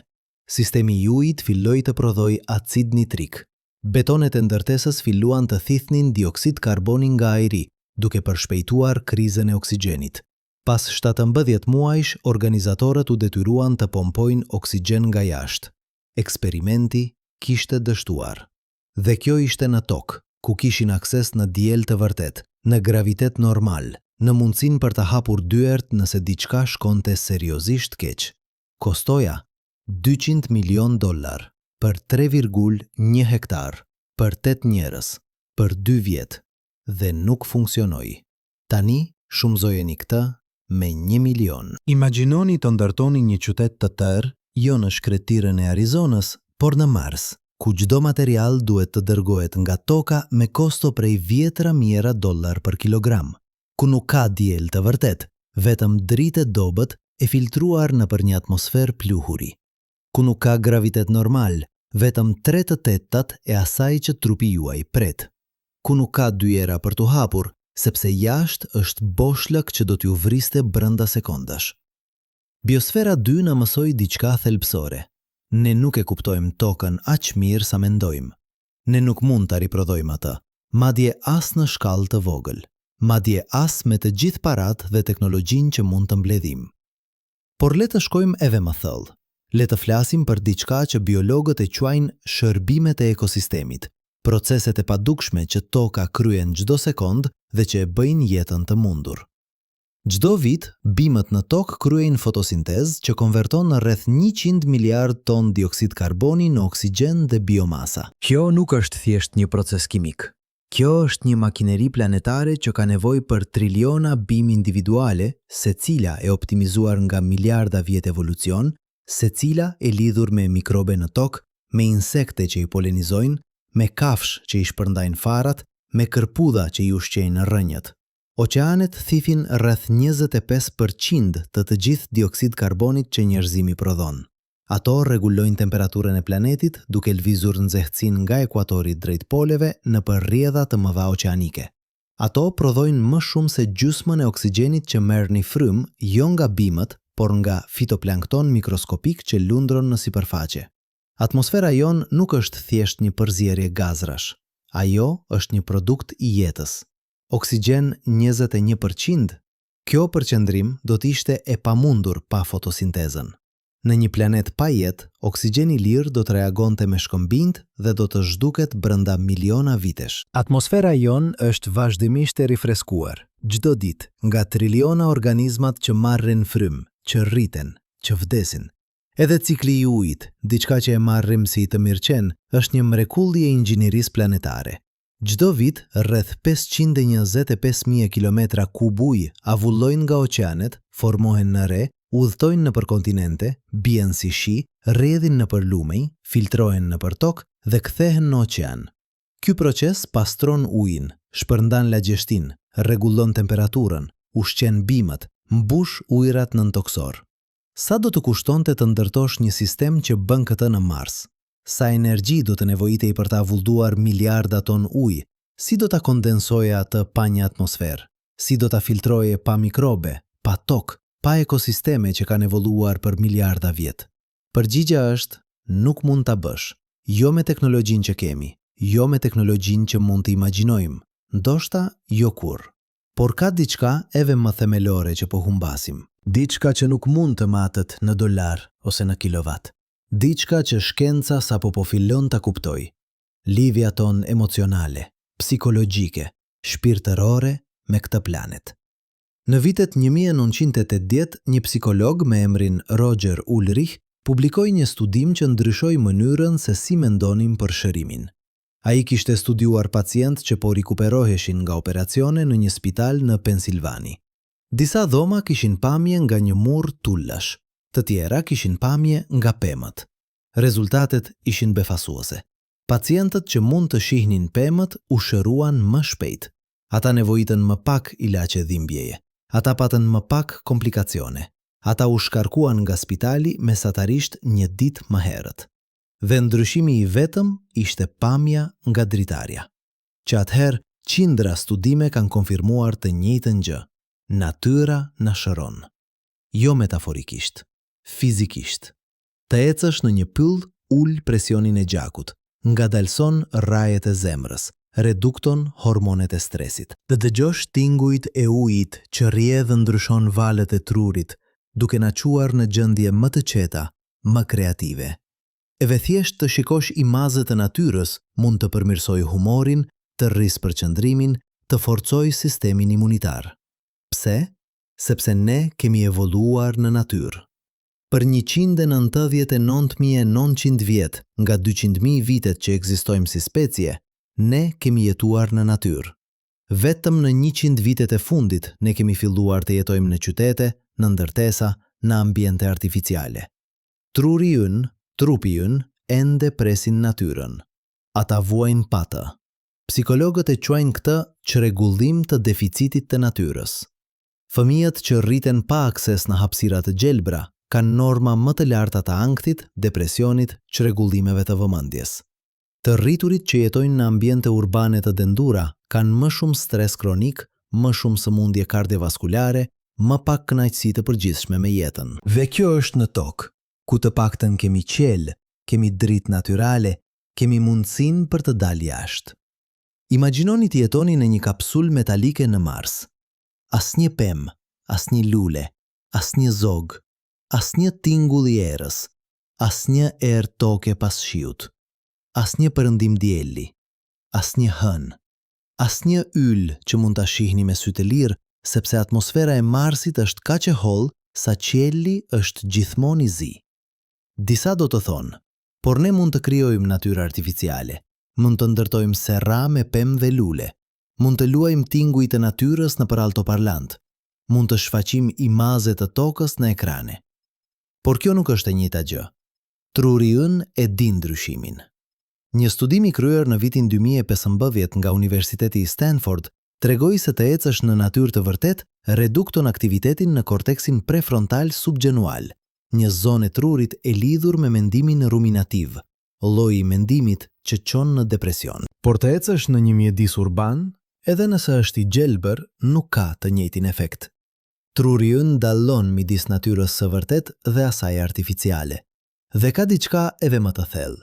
Diçka që filozofët e kanë diskutuar për mijëra vjet, por që shkenca moderne po fillon ta mat. Ndjenja e lidhjes me diçka më të madhe se vetja. Kur qëndroni në majë të një mali dhe shikoni një peizazh që shtrihet për 10 kilometra, kur notoni në oqean dhe ndjeni të vegjël përballë pafundësisë së ujit, kur shikoni qellin me uje në një natë të kthjellët dhe realizoni se çdo pikë drite është një diel, ndoshta me planetet e vet, ndoshta me jetën e vet. Kur shihni një perëndim, dielli që ngjyros qellin me ngjyra që asnjë artist nuk mund i riprodhojë plotësisht. Psikologët e quajnë këtë mahnitje, një ndjenjë e habitjes, e respektit, e të qenit pjesë e diçkaje shumë më të madhe. Dhe studimet tregojnë se kjo ndjenjë nuk është thjesht e këndshme. Ajo na ndryshon. Ajo na bën më bujar, më të dhëmshur, më pak egocentrik. Ajo na jep perspektivë. Ajo na kujton se problemet tona personale, sado të mëdha të duken, janë të vogla në shkallën e universit. Por kjo mahnitje kërkon shkallë, kërkon hapësirë, kërkon kompleksitet që nuk mund të planifikohet, që nuk mund të projektohet, që mund të vinë vetëm nga miliarda vjet procese natyrale. Ju nuk mund të ndihni këtë në një kapsul metalike. Ju nuk mund të ndihni duke shikuar të njëjtat mure çdo ditë. Ju nuk mund të ndihni duke ditur se çdo gjë rreth jush është artificiale, e kontrolluar, e kufizuar. Dhe kjo na çon në një paradoks që rrallë diskutohet. Sa më shumë teknologji të avancuar që zhvillojmë për të jetuar në hapësirë, aq më shumë na duhet të kontrollojmë çdo aspekt të mjedisit ton. Dhe sa më shumë që kontrollojmë, aq më pak spontanitet, më pak surprizë, më pak jetë e vërtet mbetet. Në tokë ju mund të dilni jashtë dhe të mos dini se çfarë do të gjeni. Ndoshta një lule që nuk e keni parë më parë, ndoshta një zog me një këngë të re, ndoshta një re me një formë interesante, ndoshta një person që do të ndryshojë jetën tuaj. Bota është e hapur, e paparashikueshme, plot mundësi. Në një koloni hapësinore, çdo gjë do të ishte e planifikuar. Çdo bim do të ishte atje sepse dikush e vendosi atë. Çdo tingull do të ishte i programuar. Çdo ndërveprim do të ishte i kufizuar nga numri i vogël i njerëzve që jetojnë atje. Nuk do të kishte zbulime të rastësishme, nuk do të kishte takime të papritura, nuk do të kishte aventura të vërteta. Disa do të thonë, por aventura është vetë udhëtimi në hapësirë. Dhe kjo është e vërtet, për eksplorim, por jo për jetesë. Të jetosh në një vend nuk është e njëjta gjë me ta eksploruar atë. Të jetosh do të thotë rutinë, përsëritje, normalitet. Dhe normaliteti në një kapsul metalike në një planet të vdekur nuk është aventurë, është burgim. Le të flasim për një moment për diçka që ekonomistët e quajnë kostoja e mundësisë, atë që humbim duke zgjedhur një opsion mbi një tjetër. Çdo dollar i shpenzuar për kolonizimin e Marsit është $1 që nuk shpenzohet për diçka tjetër. Çdo inxhinier që punon në raketa është një inxhinier që nuk punon në energji të rinovueshme. Çdo shkencëtar që studion si të mbajë njerëzit gjallë në hapësirë është një shkencëtar që nuk studion si të shërojë sëmundjet, si të ushqejë të uritur, si të pastrojë oqeanet. Në vitin 2023, NASA ja kishte një buxhet prej $25.3 miliard.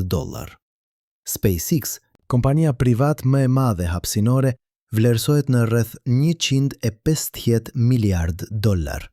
Industria globale hapësinore gjithsej vlen rreth $470 miliard në vit. Tani leti krahasojmë këto shifra me diçka tjetër. Programi i Kombeve të Bashkuara për mjedisin vlerëson se do të kushtonte rreth $160 miliard në vit për të ndaluar plotësisht shpillëzimin global. Agjencia Ndërkombëtare e Energjisë vlerëson se do të nevojiteshin rreth $5 trilion gjithsej, të shpërndara në 3 dekada për të kaluar të gjithë planetin në energji të rinovueshme dhe për të arritur emetimet neto zero.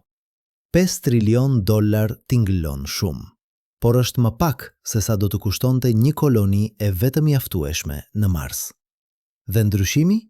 Energjia e rinovueshme do të shpëtonte tokën. Kolonia në Mars do të mbante gjallë disa qindra njerëz në një mjedis armiqësor. Cila është investimi më i mirë? Por ka një argument që shpesh dëgjohet, teknologjia e zhvilluar për hapësirën ka përfitime në tokë. Dhe kjo është e vërtet. Programi Apollo na dha kompjuter më të vegjël, materiale më të forta, sisteme komunikimi më të mira. Stacioni ndërkombëtar hapësinor ka quar në përparime në mjekësi, në shkencën e materialeve, në kuptimin ton të biologjisë. Por këtu është pyetja. A kishim nevojë të shkojmë në hapësirë për të zhvilluar këto teknologji? Apo mund t'i kishim zhvilluar ato duke investuar drejt për drejt në kërkimin që na interesonte? Përgjigja, sipas shumicës së ekonomistëve që kanë studiuar këtë, është se transferimi i teknologjisë nga hapësira është shumë më pak efikas se sa investimi drejt për drejt.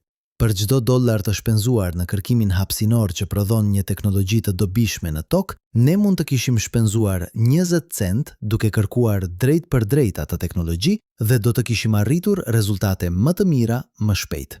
Programi hapësinor nuk është mënyra më efikase për të zhvilluar teknologji, është mënyra më e shtrenjtë. Por le të kthehemi në pyetjen themelore. Pse jemi kaq të tërhequr nga ideja e kolonizimit të hapësirës? Pjesërisht është sepse kemi një histori kulturore të eksplorimit. Në mitologjin ton, në letërsin ton, në filmat tan, eksploruesi është heroi. Kolumbi që zbulon Amerikën, Armstrong që ecën në hën, Kirk që eksploron galaktikën. Ne romantizojmë eksplorimin, sepse ai përfaqëson guximin, kuriozitetin, shpirtin njerëzor që nuk pranon kufi. Por ka edhe diçka më të errët. Ka një ndjenjë se toka është e dëmtuar, se ne e kemi prishur, se është më e lehtë të fillosh nga e para diku tjetër se sa ta rregullosh atë që kemi. Kjo është një fantazi e rrezikshme, sepse ajo sugjeron se gabimet tona nuk kanë rëndësi, se gjithmonë mund të ikim, se gjithmonë ka një planet tjetër që pret. Por nuk ka. Nuk ka planet tjetër. Nuk ka plan B. Marsi nuk është një fillim i ri. Marsi është një shkretëtirë e ftohtë, e thatë, e rrezatuar, ku çdo ditë do të ishte një luftë për mbjetesë. Nuk është një shpëtim nga problemet tona, është një dënim. Dhe ja ironia supreme. Nëse nuk mund ta rregullojmë tokën, një planet që është përsosur për jetën, çfarë shanse kemi për të bërë të banueshëm Marsin? Një planet që është armiqësor ndaj çdo forme jete? Nëse nuk mund të ndalojmë ndryshimin klimatik në tokë, ku kemi okeane që thifin karbonin, pyje që prodhojnë oksigjen, një atmosferë që rregullon temperaturën, si do ta bëjmë në Mars, ku nuk kemi asgjë? Nëse nuk mund të menaxhojmë burimet në tokë, ku kemi ujë të bollshëm, tokë pjellore, minerale të aksesueshme, si do ta bëjmë në Mars, ku çdo burim duhet të nxirret me kosto të jashtëzakonshme energjie? Nëse nuk mund të jetojmë në paqe me njëri tjetrin në tokë, ku kemi hapësirë të pafund për të shpërndar, si do ta bëjmë në Mars, ku do të jemi të mbyllur në kapsula të vogla, të varur nga njëri tjetri për çdo frymë? Kolonizimi i Marsit nuk do të zgjidh asnjë nga problemet tona. Ai vetëm do t'i shumëzojë ato. Por ka një mënyrë tjetër për ta parë këtë. Një mënyrë që nuk fillon me largimin, por me kthimin, jo me braktisjen e tokës, por me rivlerësimin e saj. Çfarë do të ndodhte nëse do të trajtonim tokën jo si një planet që duhet shfrytëzuar, por si një anije hapësinore që duhet mbrojtur? Sepse kjo është ajo që është. Toka është anija jonë hapësinore. Ajo udhton nëpër hapësirë me 30 km në sekond, duke na mbajtur të gjallë me sistemet e saj jetëmbështetëse, duke na mbrojtur nga rrezatimi me fushën e saj magnetike, duke na ushqyer me energjinë e diellit. Ne tashmë jetojmë në hapësirë. Ne tashmë jemi udhëtar kozmik. Çdo frymë që merrni, çdo vakt që hani, çdo moment që jetoni, është i mundur sepse jeni në anijen më të sofistikuar që ka ekzistuar ndonjëherë. Dhe ndryshe nga çdo anije që mund të ndërtojmë, kjo riparon veten. Kur një pyll digjet, ai rritet përsëri. Kur një lum ndotet, mikrobet fillojnë ta pastrojnë. Kur një specie zhduket, ekosistemi përshtatet. Jo gjithmonë në mënyrën që ne do të donim, jo gjithmonë pa humbje, por sistemi vazhdon. Kjo aftësi vetriparuese është diçka që ne nuk mund ta riprodhojmë. Biosfera. 2 dështoi sepse nuk kishte këtë cilësi. Çdo sistem artificial që ndërtojmë do të kërkojë mirëmbajtje të vazhdueshme, riparime të vazhdueshme, input të vazhdueshëm energjie dhe burimesh.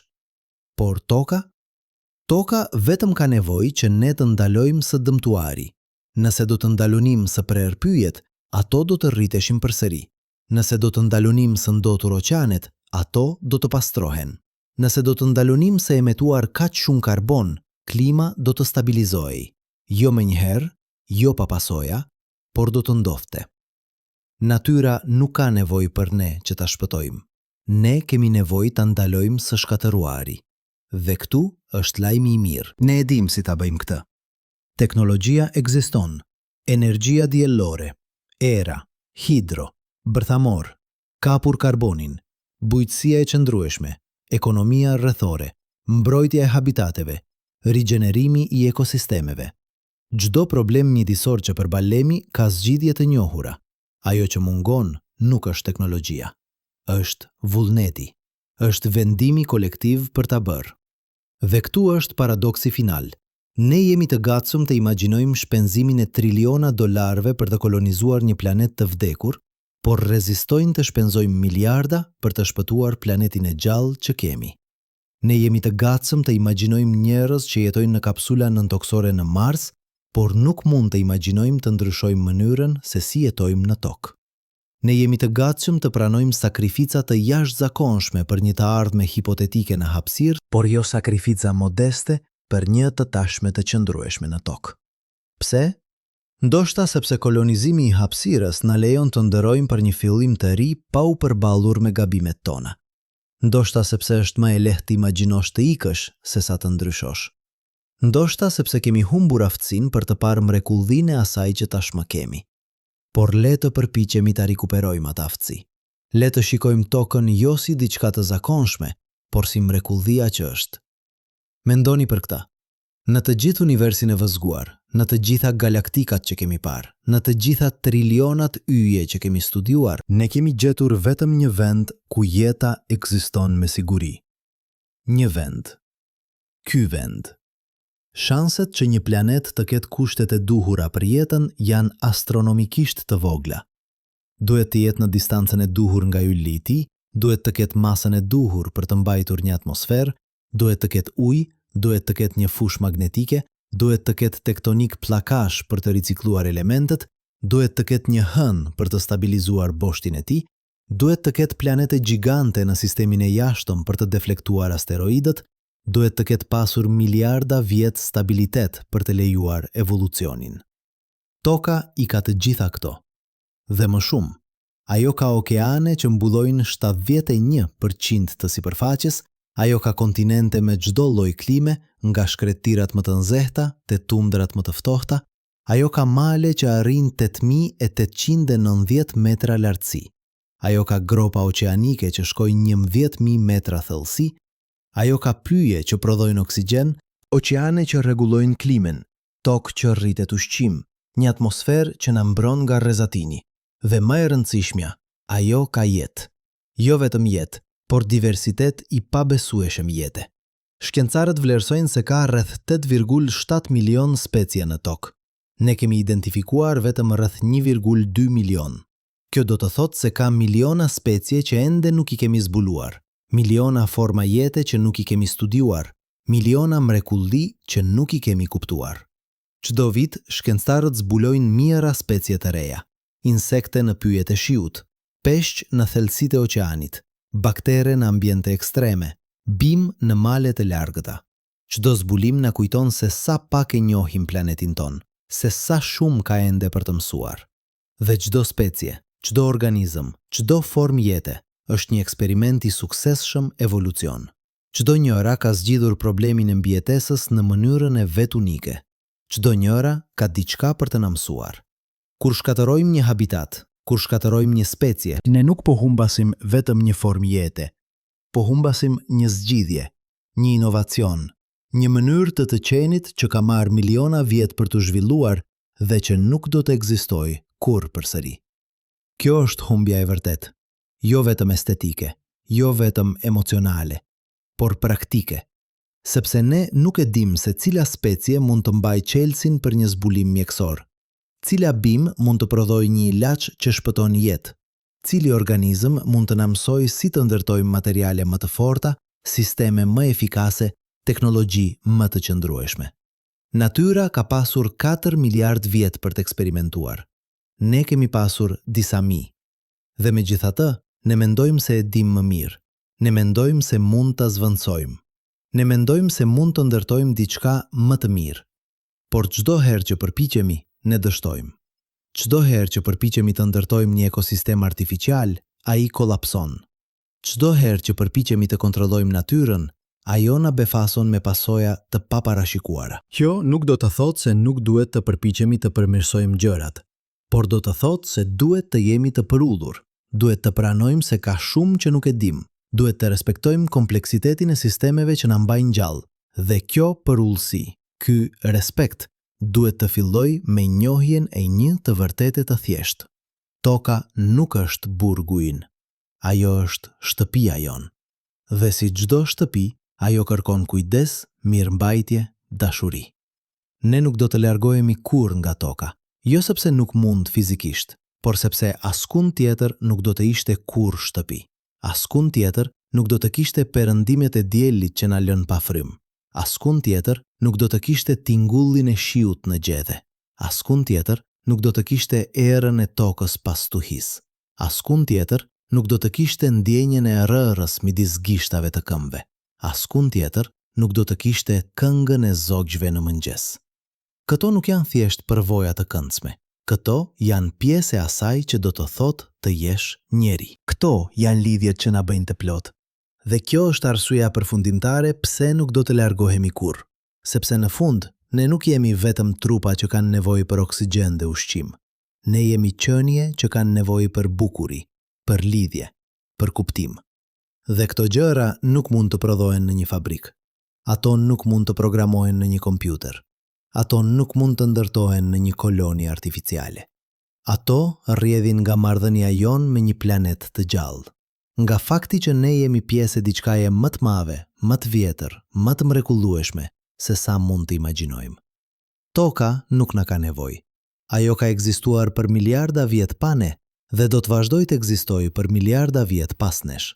Por ne kemi nevojë për të. Çdo frymë, çdo rrahje zemre, çdo moment i jetës son. Dhe kjo nuk është dobësi. Kjo është e vërteta jonë më e thellë. Ne jemi fëmijët e këtij planeti. Ne jemi bërë nga pluhuri i tij. Ne ushqehemi nga energjia e tij. Ne do të kthehemi në të kur të vdesim.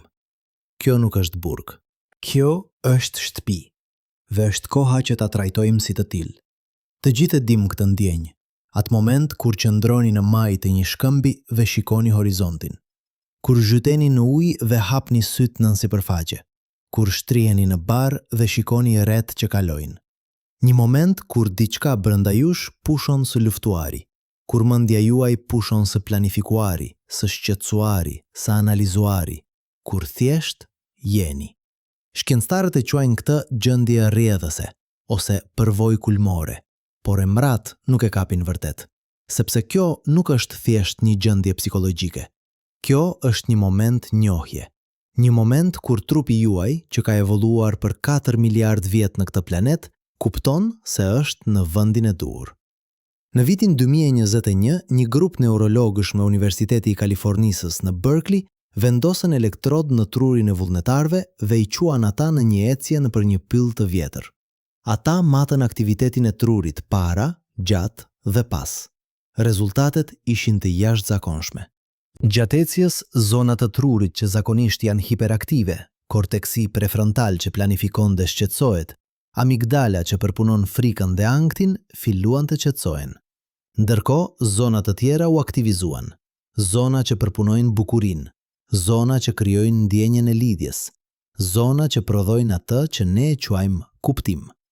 Por këtu është detaji që i befasoi edhe vetë shkencëtarët. Këto ndryshime nuk ishin të përkohshme. Edhe 3 ditë pas ecjes, trurit e vullnetarëve tregonin modele të ndryshme. Ata raportuan më pak stres, më shumë kreativitet, një ndjenjë më të fortë qëllimi. Vetëm nga një ecje në pyll. Tani imagjinoni të mos keni kurrë atë ecje. Imagjinoni të jetoni të gjithë jetën tuaj në një dhomë me mure metalik, me ajër të ricikluar, me dritë artificiale. Imagjinoni të mos shihni kurrë një pemë që lëkundet në erë, të mos dëgjoni kurrë tingullin e ujit që rrjedh, të mos ndjeni kurrë dielin në fytyrë. Kjo nuk është thjesht privim nga bukuria. Kjo është privim nga vetë struktura që trupi dhe mendja juaj presin për të funksionuar normalisht. Dhe ja, çfarë askush nuk po ju tregon për kolonizimin e Marsit. Ju nuk do të keni vetëm një ecje më pak. Ju nuk do të keni asnjëherë atë ecje. Fëmijët tuaj nuk do ta kenë. Niprit tuaj nuk do ta kenë. Breza pas brezash do të rriten pa ditur se çfarë do të thotë të ndihesh i lidhur me një planet të gjallë. Çfarë do të bëheshin ata? Jo më të fortë, jo më të pavarur, por diçka më pak se njerëzore. Sepse njerëzimi në thelbin e tij është një marrëdhënie me tokën. Por le të shkojmë edhe më thellë. Le të flasim për diçka që rrallë përmendet në diskutimet për hapësirën, kohën gjeologjike. Ne jemi mësuar të mendojmë në terma të jetës son, disa dekada, ndoshta një shekull nëse jemi me fat. Por planetet nuk mendojnë në shekuj. Ata mendojnë në miliona vjet, në miliarda vjet. Toka ka 4 miliardë e 560 milion vjet. Për pjesën më të madhe të kësaj kohe, ajo ka qenë një ferr. Për miliarda vjet, atmosfera ishte helmues. Për qindra miliona vjet, sipërfaqja ishte mbuluar me oceane lave. Për 10 miliona vjet, Ajo u bombardua nga asteroide që do të kishin shkatërruar çdo gjë që jetonte. Por gradualisht, shumë gradualisht, diçka e jashtëzakonshme ndodhi. Jeta filloi të transformojë planetin. Bakteret filluan të prodhojnë oksigjen. Bimet filluan të krijojnë tokë. Kafshët filluan të ndërtojnë ekosisteme. Dhe pas 4 miliard vitesh eksperimentimi, pas triliona organizmave që jetuan dhe vdiqën, pas një numri të pafund provash dhe gabimesh, toka u bë vendi që njohim sot. Një vend ku ajri është i frymëzueshëm, ku uji është i pijshëm, ku toka rritet ushqim, ku temperatura është e përshtatshme për jetën, ku rrezatimi filtrohet, ku ekosisteme komplekse vetë rregullohen. Kjo nuk ndodhi rastësisht. Kjo nuk ishte fat. Kjo ishte rezultati i procesit më të gjatë inxhinierik që ka ekzistuar ndonjëherë. 4 miliard vjet, triliona organizmat, një planet i tërë që punon së bashku. Dhe tani ne mendojmë se mund ta riprodhojmë këtë në Mars në disa dekada, në disa shekuj. Kjo nuk është optimizëm, kjo është arrogancë. Le të jemi shumë të qartë për atë që do të duhej për të terraformuar Marsin, për ta bërë atë vërtet të ngjashëm me tokën. Jo vetëm një koloni nëntoksore ku njerëzit mbijetojnë, por një vend ku ata lulëzojnë. Së pari, ju do të duhej të ngrohni të gjithë planetin me rreth 60 gradë Celsius. Temperatura mesatare në Mars është -63 gradë. Në tokë është +14 gradë. Kjo nuk është thjesht një ndryshim i vogël. Kjo kërkon të ndryshosh bilancin energjetik të një planeti të tërë. Disa shkencëtar kanë propozuar vendosjen e pasqyrave gjigante në orbit për të reflektuar më shumë dritë diellore në Mars. Të tjerë kanë sugjeruar shpërthimin e bombave termonukleare në polet për të çliruar dioksid karboni në ngrirë. Të tjerë kanë imagjinuar fabrika që prodhojnë gaze ser për të krijuar një efekt ser artificial. Por le t'i shohim numrat.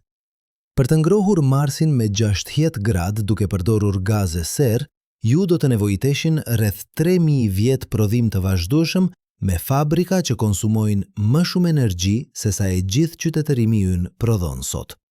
Dhe kjo supozohet se keni tashmë infrastrukturën në vend që vetë do të kërkonte shekuj për të ndërtuar. Por le të supozojmë se e bëni. Le të supozojmë se pas 3000 vitesh, Marsi është mjaft i ngrohtë që uji të jetë i lëngshëm në sipërfaqe. Çfarë keni arritur? Një planet me temperaturë të përshtatshme, por ende pa ajër të frymëzueshëm. Atmosfera e Marsit sot është 100 herë më e hollë se ajo e Tokës. Ajo përbëhet nga 95% dioksid karboni, 3% azot, 1,6% argon dhe vetëm gjurmë oksigjeni. Ju nuk mund të merrni frym atje. Edhe nëse temperatura do të ishte perfekte, ju do të mbuteshit brenda sekondash. Për të krijuar një atmosferë të frymëzueshme, ju do të nevojiteshin miliarda ton oksigjen. Dhe oksigjeni i lirë nuk ekziston në natyrë në sasi të mëdha. Ai duhet të prodhohet. Në tokë, ai prodhohet nga fotosinteza. Triliona bim, alga, baktere që punojnë 24 orë në ditë, 7 ditë në javë për miliarda vjet. Sa kohë do të duhej për të prodhuar mjaft oksigjen në Mars? Edhe nëse do të mbuloni të gjithë planetin me bim që rriten në kushte optimale, diçka që vetë do të kërkonte mijëra vjet, do të nevojiteshin të paktën 100.000 vjet për të krijuar një atmosferë të frymëzueshme. 100.000 vjet. Kjo është 50 herë më gjatë se sa ka ekzistuar qytetërimi njerëzor. Kjo është 2 herë më gjatë se sa Homo sapiens ka ekzistuar si specie. Por edhe kjo supozohet se gjithçka shkon perfekt, që asnjë katastrofë nuk ndodh, që njerëzit vazhdojnë të investojnë burime për mijëra breza, që teknologjia nuk dështon, që shoqëria nuk kollapson. Dhe edhe nëse arrini të krijoni një atmosferë të frymëzueshme, ju ende nuk keni një fushë magnetike. Marsi humbi fushën e tij magnetike rreth 4 miliard vjet më parë kur bërthama e tij u ftoh. Pa një fushë magnetike, errat diellore do të fillojnë të gërryejnë atmosferën që sapo keni krijuar. Në tokë, fusha magnetike na mbron. Në Mars, çdo atom oksigjeni që prodhoni do të rrëmbehet ngadalë nga dielli.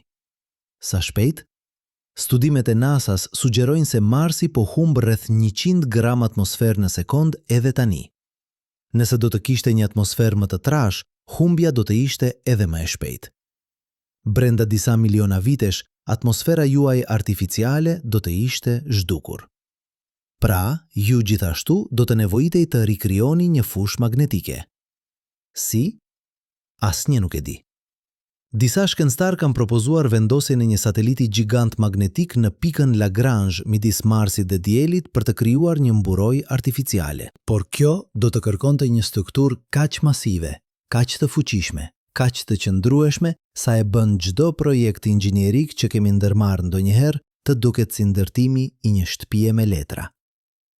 Dhe edhe nëse e bëni të gjithë këtë, edhe nëse ngrohni planetin, krijoni një atmosferë, vendosni një fushë magnetike artificiale, ju ende nuk keni një biosferë.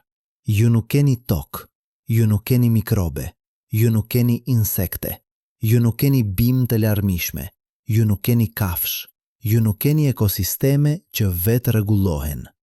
Ju keni një planet me ajër dhe ujë, por pa jetë. Dhe pa jetë, ai nuk do të qëndrojë i qëndrueshëm, sepse në tokë jeta nuk është thjesht diçka që jeton në planet. Jeta është ajo që e bën planetin të banueshëm. Kjo është mësimi i biosferës 2. Kjo është mësimi i çdo eksperimenti që kemi bërë. Ne nuk mund të ndërtojmë një ekosistem nga e para. Ne nuk e kuptojmë mjaft mirë se si funksionojnë. Ne nuk mund të parashikojmë të gjitha ndërveprimet. Ne nuk mund të kontrollojmë të gjitha variablat. Natyra e ka bërë këtë për 4 miliard vjet. Ne kemi përpjekur për disa dekada dhe çdo herë ne kemi dështuar. Pra, kur dikush ju thot se do të kolonizojmë Marsin, pyetni kur? Në sa kohë? Me çfarë teknologjie? Me çfarë burimesh? Dhe më e rëndësishmja, pse? Sepse ja e vërteta që askush nuk po e thot me zot lart, kolonizimi i Marsit nuk është një plan për të shpëtuar njerëzimin.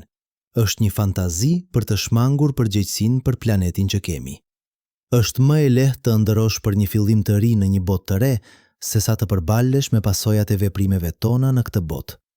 Është më e lehtë të imagjinosh teknologji të ardhshme që do të zgjidhë çdo problem, se sa të përdorësh teknologjinë që kemi për të zgjidhur problemet që përballemi. Është më e lehtë të shikosh yjet se sa të shikosh tokën nën këmbët tona. Por le të bëjmë diçka të pazakontë. Le të ndalojmë së ndërruari për një moment dhe të shikojmë me vëmendje atë që kemi. Ju jeni duke lecuar këto fjalë në një planet që rrotullohet me 1700 km/h në ekuator, por ju nuk e ndjeni lëvizjen. Ju jeni duke udhëtuar në përhapësirë me 30 km në sekond, ndërsa toka orbitulon rreth Diellit, por ju ndiheni plotësisht të qetë. Ju jeni të mbrojtur nga rrezatime që do t'ju vrisnin brenda minutash nga një fushë magnetike që nuk e shihni. Ju jeni duke marrë frym oksigjen që është prodhuar nga organizma që nuk i njihni. Ju jeni duke jetuar në një temperaturë që është e rregulluar nga oqeane që mbulojnë 71% të planetit. Çdo sistem që ju mban gjallë funksionon pa mendim të vetëdijshëm nga ana juaj. Zemra juaj rreh, mushkërit tuaja marrin frym, qelizat tuaja ripërtërien. Dhe të gjitha këto ndodhin sepse jeni në vendin e duhur, në planetin e duhur, në distancën e duhur nga ylli i duhur, në sistemin e duhur diellor, në galaktikën e duhur. Shanset që kjo të ndodh ishin pothuajse zero, dhe megjithatë, këtu jeni. Kjo nuk është një aksident kozmik i zakonshëm. Kjo është mrekullia më e madhe që njohim, dhe ne po e marrim si të mirëqen. Në vitin 2023, astronom nga Universiteti i Harvardit publikuan një studim që vlerësonte numrin e planetëve pothuajse të banueshëm në galaktikën tonë. Duke përdorur të dhëna nga teleskopi Kepler, ata llogaritën se mund të ketë deri në 40 miliard planet në zonën e banueshme të yjeve të tyre. 40 miliard. Tingëllon shumë, apo jo? Por galaktika jon ka rreth 100 deri në 400 miliard yje. Kjo do të thotë se vetëm rreth 10% e yjeve mund të kenë planet në zonën e banueshme. Dhe zona e banueshme nuk do të thotë e banueshme. Do të thotë vetëm që temperatura lejon ujin e lëngshëm, asgjë më shumë. Sa prej atyre 40 miliard planetve kanë vërtet ujë? Sa kanë një atmosferë? Sa kanë një fushë magnetike? Sa kanë tektonik plekash? Sa kanë një hënë stabilizuese? Sa kanë planete gjigante që i mbrojnë nga asteroide? Sa kanë pasur miliarda vjet stabilitet? Dhe më e rëndësishmja, sa kanë jetë? Ne nuk e dim. Por çdo filtr që aplikojmë, çdo kërkesë që shtojmë, numri bie dramatikisht. Disa shkencëtarë vlerësojnë se mund të ketë vetëm disa qindra planet në të gjithë galaktikën që janë vërtet të ngjashëm me Tokën. Të tjerë mendojnë se mund të jemi të vetmit. Të vetmit në 100 deri në 400 miliard yje. Dhe edhe nëse nuk jemi të vetmit, edhe nëse ka mijëra planet me jetë, ata janë kaq të largët sa nuk do t'i arrijmë kurrë. Drita nga illi më i afërt ka nevojë për 4 vjet për të arritur këtu. Drita nga qendra e galaktikës ka nevojë për 25.000 vjet. Drita nga galaktika më e afërt e madhe ka nevojë për 2.500.000 vjet. Ne jemi të izoluar, jo nga zgjedhja jon, por nga vetë struktura e universit. Shpejtësia e dritës nuk është thjesht një kufizim teknik, është një ligj themelor që na thot, ju jeni këtu. Kjo është shtëpia juaj, nuk ka vend tjetër. Dhe ndoshta kjo është në rregull. Ndoshta izolimi nuk është një dënim, por një dhuratë, sepse ai na detyron të vlerësojmë atë që kemi, ai na detyron të kujdesemi për vendin ton, ai na detyron të rritemi, jo duke u shtrirë nëpër galaktik, por duke u thelluar në kuptimin ton të kësaj bote. Imagjinoni nëse do të trajtonim Tokën me të njëjtën kujdes që do të trajtonim një anije hapësinore në një mision drejt një ylli të largët. Çdo pikë ujë e ricikluar me kujdes, çdo frym ajri e monitoruar, çdo burim i menaxhuar me zel, çdo sistem i mirë mbajtur me përpikri. Kjo është ajo që duhet të bëjmë, jo sepse jemi në hapësirë, por sepse jemi në një planet me burime të kufizuara, me ekosisteme delikate, me një bilancë që mund të prishet. Por në vend që ta bëjmë këtë, ne po e trajtojmë Tokën sikur të ishte e pafundme, sikur të mund të marrim pa dhënë, sikur të mund të ndotim pa pasoja, sikur gjithmonë të ketë një planet tjetër që pret. Por nuk ka. Kjo është e gjitha që kemi. Kjo është e gjitha që do të kemi ndonjëherë. Dhe ja ironia më e madhe. Nëse do të ishim mjaft të zgjuar për të kolonizuar Marsin, do të ishim mjaft të zgjuar për të shpëtuar Tokën. Nëse do të kishim teknologjinë për të krijuar një biosferë artificiale në një planet të vdekur, do të kishim teknologjinë për të riparuar biosferën natyrale që kemi. Nëse do të kishim vullnetin për të investuar triliona dollar në një projekt shekullor, do të kishim vullnetin për të investuar miliarda në zgjidhjen e ndryshimit klimatik. Problemi nuk është teknologjia. Problemi është zgjedhja. Dhe ne po zgjedhim fantazinë mbi realitetin. Po zgjedhim arratisjen mbi përgjegjësinë. Po zgjedhim të ëndërrojmë përhyje në vend që të kujdesemi për Tokën nën këmbët tona. Por le të flasim për një moment për ata që thonë, por çfarë ndodh nëse ne vërtet shkatërrojmë Tokën? Çfarë ndodh nëse ndryshimi klimatik bëhet kaq i keq sa planeti bëhet i pabanueshëm? A nuk duhet të kemi një plan rezervë? Kjo është pyetja e gabuar. Pyetja e duhur është: nëse nuk mund ta shpëtojmë Tokën, si mendoni se do të kolonizoni Marsin? Mendoni për këtë logjikisht. Skenari më i keq i ndryshimit klimatik, temperatura rritet me 4 ose 5 grad, nivelet e detit ngrihen me disa metra, zona të mëdha bëhen të pabanueshme, ekosisteme kolapsojnë, do të ishte katastrofik. Miliarda njerëz do të zhvendoseshin, qytete do të përmbyteshin, bujqësia do të dështonte në shumë rajone. Por edhe në atë skenar, Toka do të ishte ende infinitisht më e banueshme se Marsi. Do të kishte ende ajër të frymëzueshëm, do të kishte ende ujë të pishëm, do të kishte ende tokë që mund të kultivohej. Do të kishte ende rajone ku njerëzit mund të jetonin pa skafandra, pa sisteme jetë mbështetëse, pa varësi absolute nga teknologjia. Marsi nuk ka asnjë nga këto. Marsi nuk do të ketë kurrë asnjë nga këto, jo pa një transformim që do të kërkonte 10 mijëra vjet. Pra, nëse argumenti është mbijetesa, zgjidhja është e qartë. Rregulloni Tokën. Investoni në energji të rinovueshme. Mbrojini ekosistemet. Reduktoni emetimet. Përshtatuni me ndryshimet që tashmë janë të pashmangshme. Kjo nuk është vetëm më e lirë se kolonizimi i Marsit. është miliona herë më e lirë dhe ka një shans shumë më të lartë suksesi. Por ka një arsye tjetër pse njerëzit tërhiqen nga ideja e kolonizimit hapësinor. Dhe kjo është më e vështirë për t'u adresuar, sepse është emocionale, jo logjike. Ne duam të besojmë se jemi të veçantë, se jemi të destinuar për diçka më të madhe, se historia jonë nuk përfundon në këtë planet të vogël. Ne duam të besojmë se do të shpërndahemi në përryjeve, se do të ndërtojmë perandori galaktike, se do të bëhemi një qytetërim tipi 2 ose tipi 3 në shkallën Kardashev. Kjo është një ëndër e bukur, por është vetëm kaq, një ëndër. Realiteti është më i prudhur dhe në mënyrën e vet më i bukur. Ne jemi një specie e vogël në një planet të vogël që rrotullohet rreth një ili mesatar në periferi të një galaktike të zakonshme. Ne nuk jemi qendra e universit. Ne nuk jemi të destinuar për madhështi kozmike. Ne jemi thjesht një nga miliona specie që kanë evoluar në këtë planet dhe, si të gjitha të tjerat, eksistenca jon është e përkohshme. Por kjo nuk na bën më pak të veçantë. Kjo na bën më të çmuar. Sepse ne jemi të vetmit sa e dim që mund të kuptojmë këtë. Të vetmit që mund të shikojnë yjet dhe të pyesin çfarë jemi ne, nga vim, ku po shkojmë. Të vetmit që mund të krijojnë art, muzikë, poezi. Të vetmit që mund të ndjejnë dashuri, dhemshuri, mëshirë. Të vetmit që mund të zgjedhin të mbrojnë jetën edhe kur nuk na përfiton drejt për drejt. Kjo është madhështia jonë e vërtet.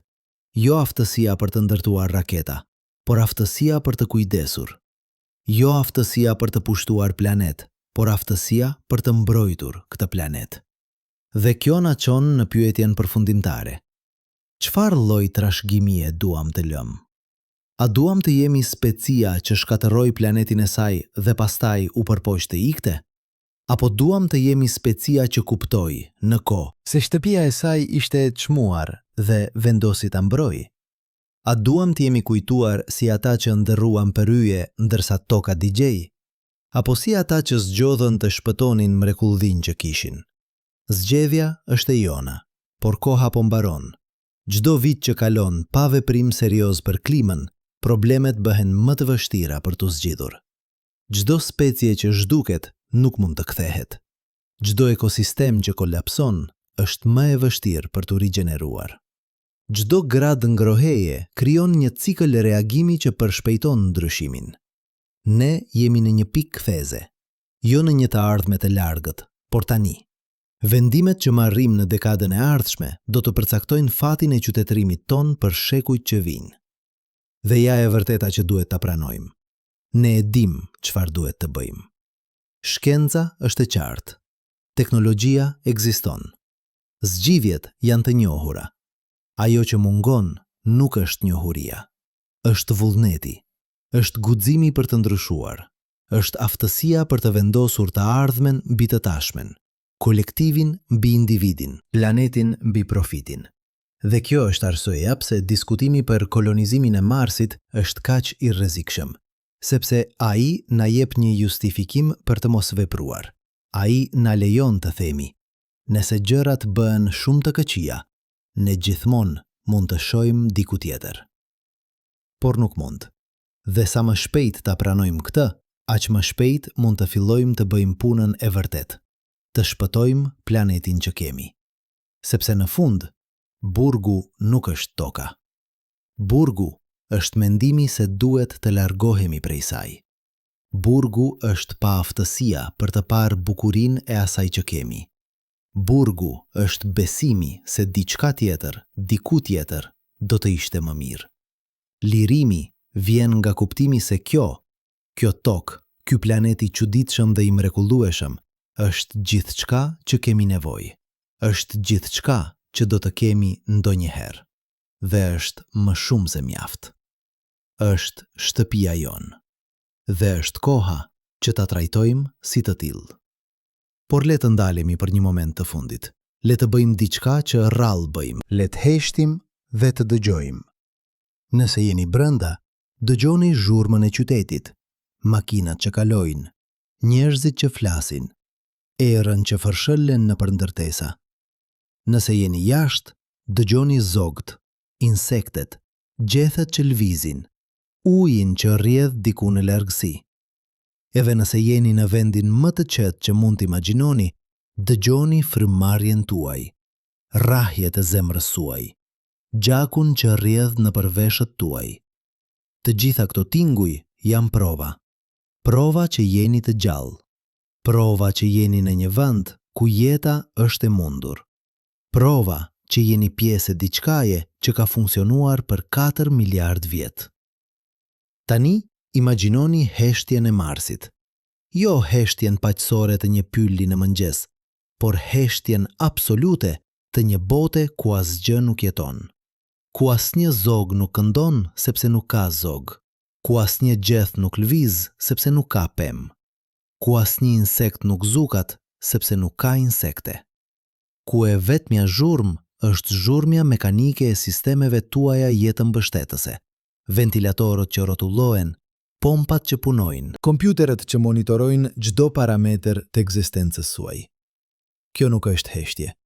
Kjo është boshllëk. Dhe njerëzimi nuk ka evoluar për boshllëk. Ka një eksperiment të famshëm në psikologji që quhet dhoma Pajehon. Është një dhomë e projektuar për të thithur çdo tingull. Kur hyni brenda, fillimisht është çlodhse, por pas disa minutash diçka e çuditshme fillon të ndodhë.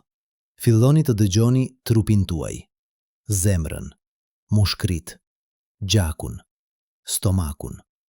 Tinguj që zakonisht mbulohen nga bota e jashtme. Dhe shumica e njerëzve nuk e durojnë dot. Pas 15 minutash, ata fillojnë të ndjejnë ankth. Pas gjysmore, disa fillojnë të kenë halucinacione. Sepse truri ynë pret input nga bota. Ai pret kompleksitet, variacion, jetë. Kur nuk e merr, ai fillon të krijojë të vetin. Dhe ajo që krijon nuk është e këndshme. Tani imagjinoni të jetoni në atë heshtje jo për minuta, por për vite. Jo në një dhomë në tokë ku dini se mund të dilni, por në një planet ku heshtja është e përjetshme.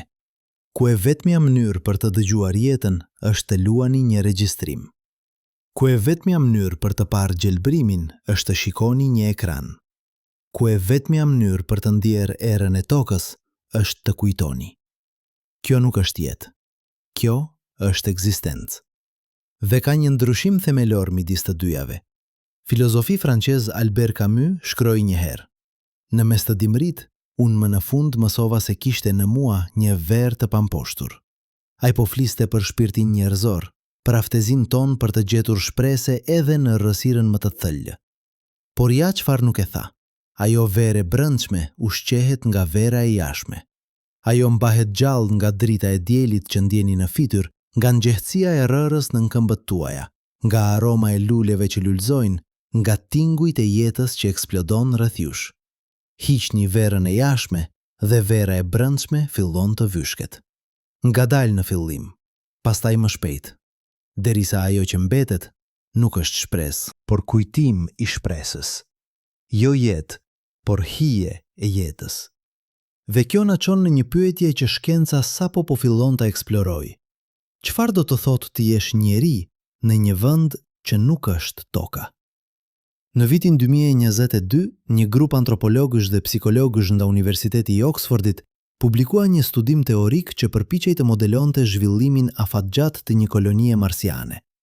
Ata morën parasysh jo vetëm biologjin, por edhe kulturën, gjuhën, identitetin. Përfundimet e tyre ishin shqetësuese. Brenda 5 brezash, ata parashikuan, kolonistët marsianas do të fillonin të zhvillonin një identitet të veçantë nga njerëzit e tokës. Brenda 10 brezash, ata mund të mos e konsideronin më veten si njerëz fare. Gjuha e tyre do të kishte evoluar, vlerat e tyre do të kishin ndryshuar. Mënyra se si perceptonin realitetin, e formuar nga një jetë e tërë në gravitet të ulët në hapësira të mbullura në mjedise artificiale, do të ishte themelisht e ndryshme. Dhe këtu është pyetja që studiuesit ngritën. A do të ishte kjo ende njerëzim, apo do të ishte diçka tjetër, diçka e re, diçka që ne nuk mund ta imagjinojmë plotësisht? Disa do të thonë, kjo është evolucioni, kjo është mënyra se si speciet përshtaten, por ka një ndryshim kritik. Evolucioni natyror ndodh gjatë miliona vitesh, duke i dhënë kohë ekosistemeve për të gjetur ekuilibër. Ajo që do të ndodhte në Mars do të ishte evolucioni i detyruar, i shpejtuar, i shkëputur nga çdo kontekst natyror. Dhe ja çfarë nuk e dim, a do të ishte i qëndrueshëm? A mund të mbijetonte një specie që ka evoluar në tokë për 4 miliard vjet nëse zhvendoset në një mjedis krejtësisht artificial? Jo për një brez, por për qindra. Jo në një koloni të vogël, por në një popullat të tërë? Ne nuk e dim. Dhe mënyra e vetme për ta zbuluar do të ishte të eksperimentonim me jetë njerëzore në një shkallë që do të ishte etikisht e papranueshme. Por le të supozojmë për një moment se funksionon. Le të supozojmë se njerëzit në Mars përshtaten, mbijetojnë, lulëzojnë. Le të supozojmë se ata ndërtojnë një qytetërim që zgjat për shekuj. Çfarë do të kem fituar? Ata do të kem provuar se jeta mund të ekzistojë në një vend ku nuk duhet të ekzistojë. Ata do të kenë zgjeruar kufirin e mundësisë njerëzore. Ata do të kenë bërë diçka që asnjë specie nuk e ka bërë kurrë, të jetojë në 2 botë.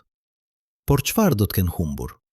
Ata nuk do të dinë kurrë se çfarë do thotë të notosh në oqean, të ngjitesh në një mall të vërtet, të ecësh nëpër një pylli që nuk është ndërtuar nga njerëzit, të shohësh një perëndim dielli që nuk filtrohet nëpër një kupull, të dëgjosh shiun që bie në qati, të ndihesh i vogël në një qiell plot yje që mund t'i shohësh me sy të li. Ata nuk do të dinë kurrë se çfarë do thotë të jesh pjesë e një planeti të gjallë. Të dish se çdo frym që merr është dhënë nga një pemë, të dish se çdo pikë ujë që pi ka qenë në oqean, në re, në lum, në trupin e qindra organizmave të tjerë, të dish se je i lidhur në mënyrë të prekshme dhe të matshme me çdo gjë tjetër që jeton. Ata do të dinë vetëm makinat, sistemet, kontrolin, varësinë absolute nga teknologjia për çdo moment të ekzistencës së tyre. Dhe ja pyetja që duhet të bëjmë. A ja vlen? A ja vlen të humbasësh atë që do thotë ti jesh njeri vetëm për të provuar se mund të mbijetosh diku tjetër? Sepse në fund, kjo është çështja. Jo nëse mund ta bëjmë, por nëse duhet ta bëjmë. Dhe për ta kuptuar këtë, duhet të kthehemi në një pyetje më themelore. Çfarë është qëllimi i jetës? Kjo nuk është një pyetje fetare. Kjo është një pyetje biologjike. Çdo organizëm që ka ekzistuar ndonjëherë ka pasur një qëllim të thjeshtë, të mbijetojë dhe të riprodhojë, të kalojë gjenet e tij në brezin tjetër, të vazhdojë linjen. Por njerëzit kanë diçka më shumë. Ne kemi vetdije. Ne mund të pyesim, pse? Pse duhet të mbijetojmë? Pse duhet të riprodhohemi? Çfarë është pika?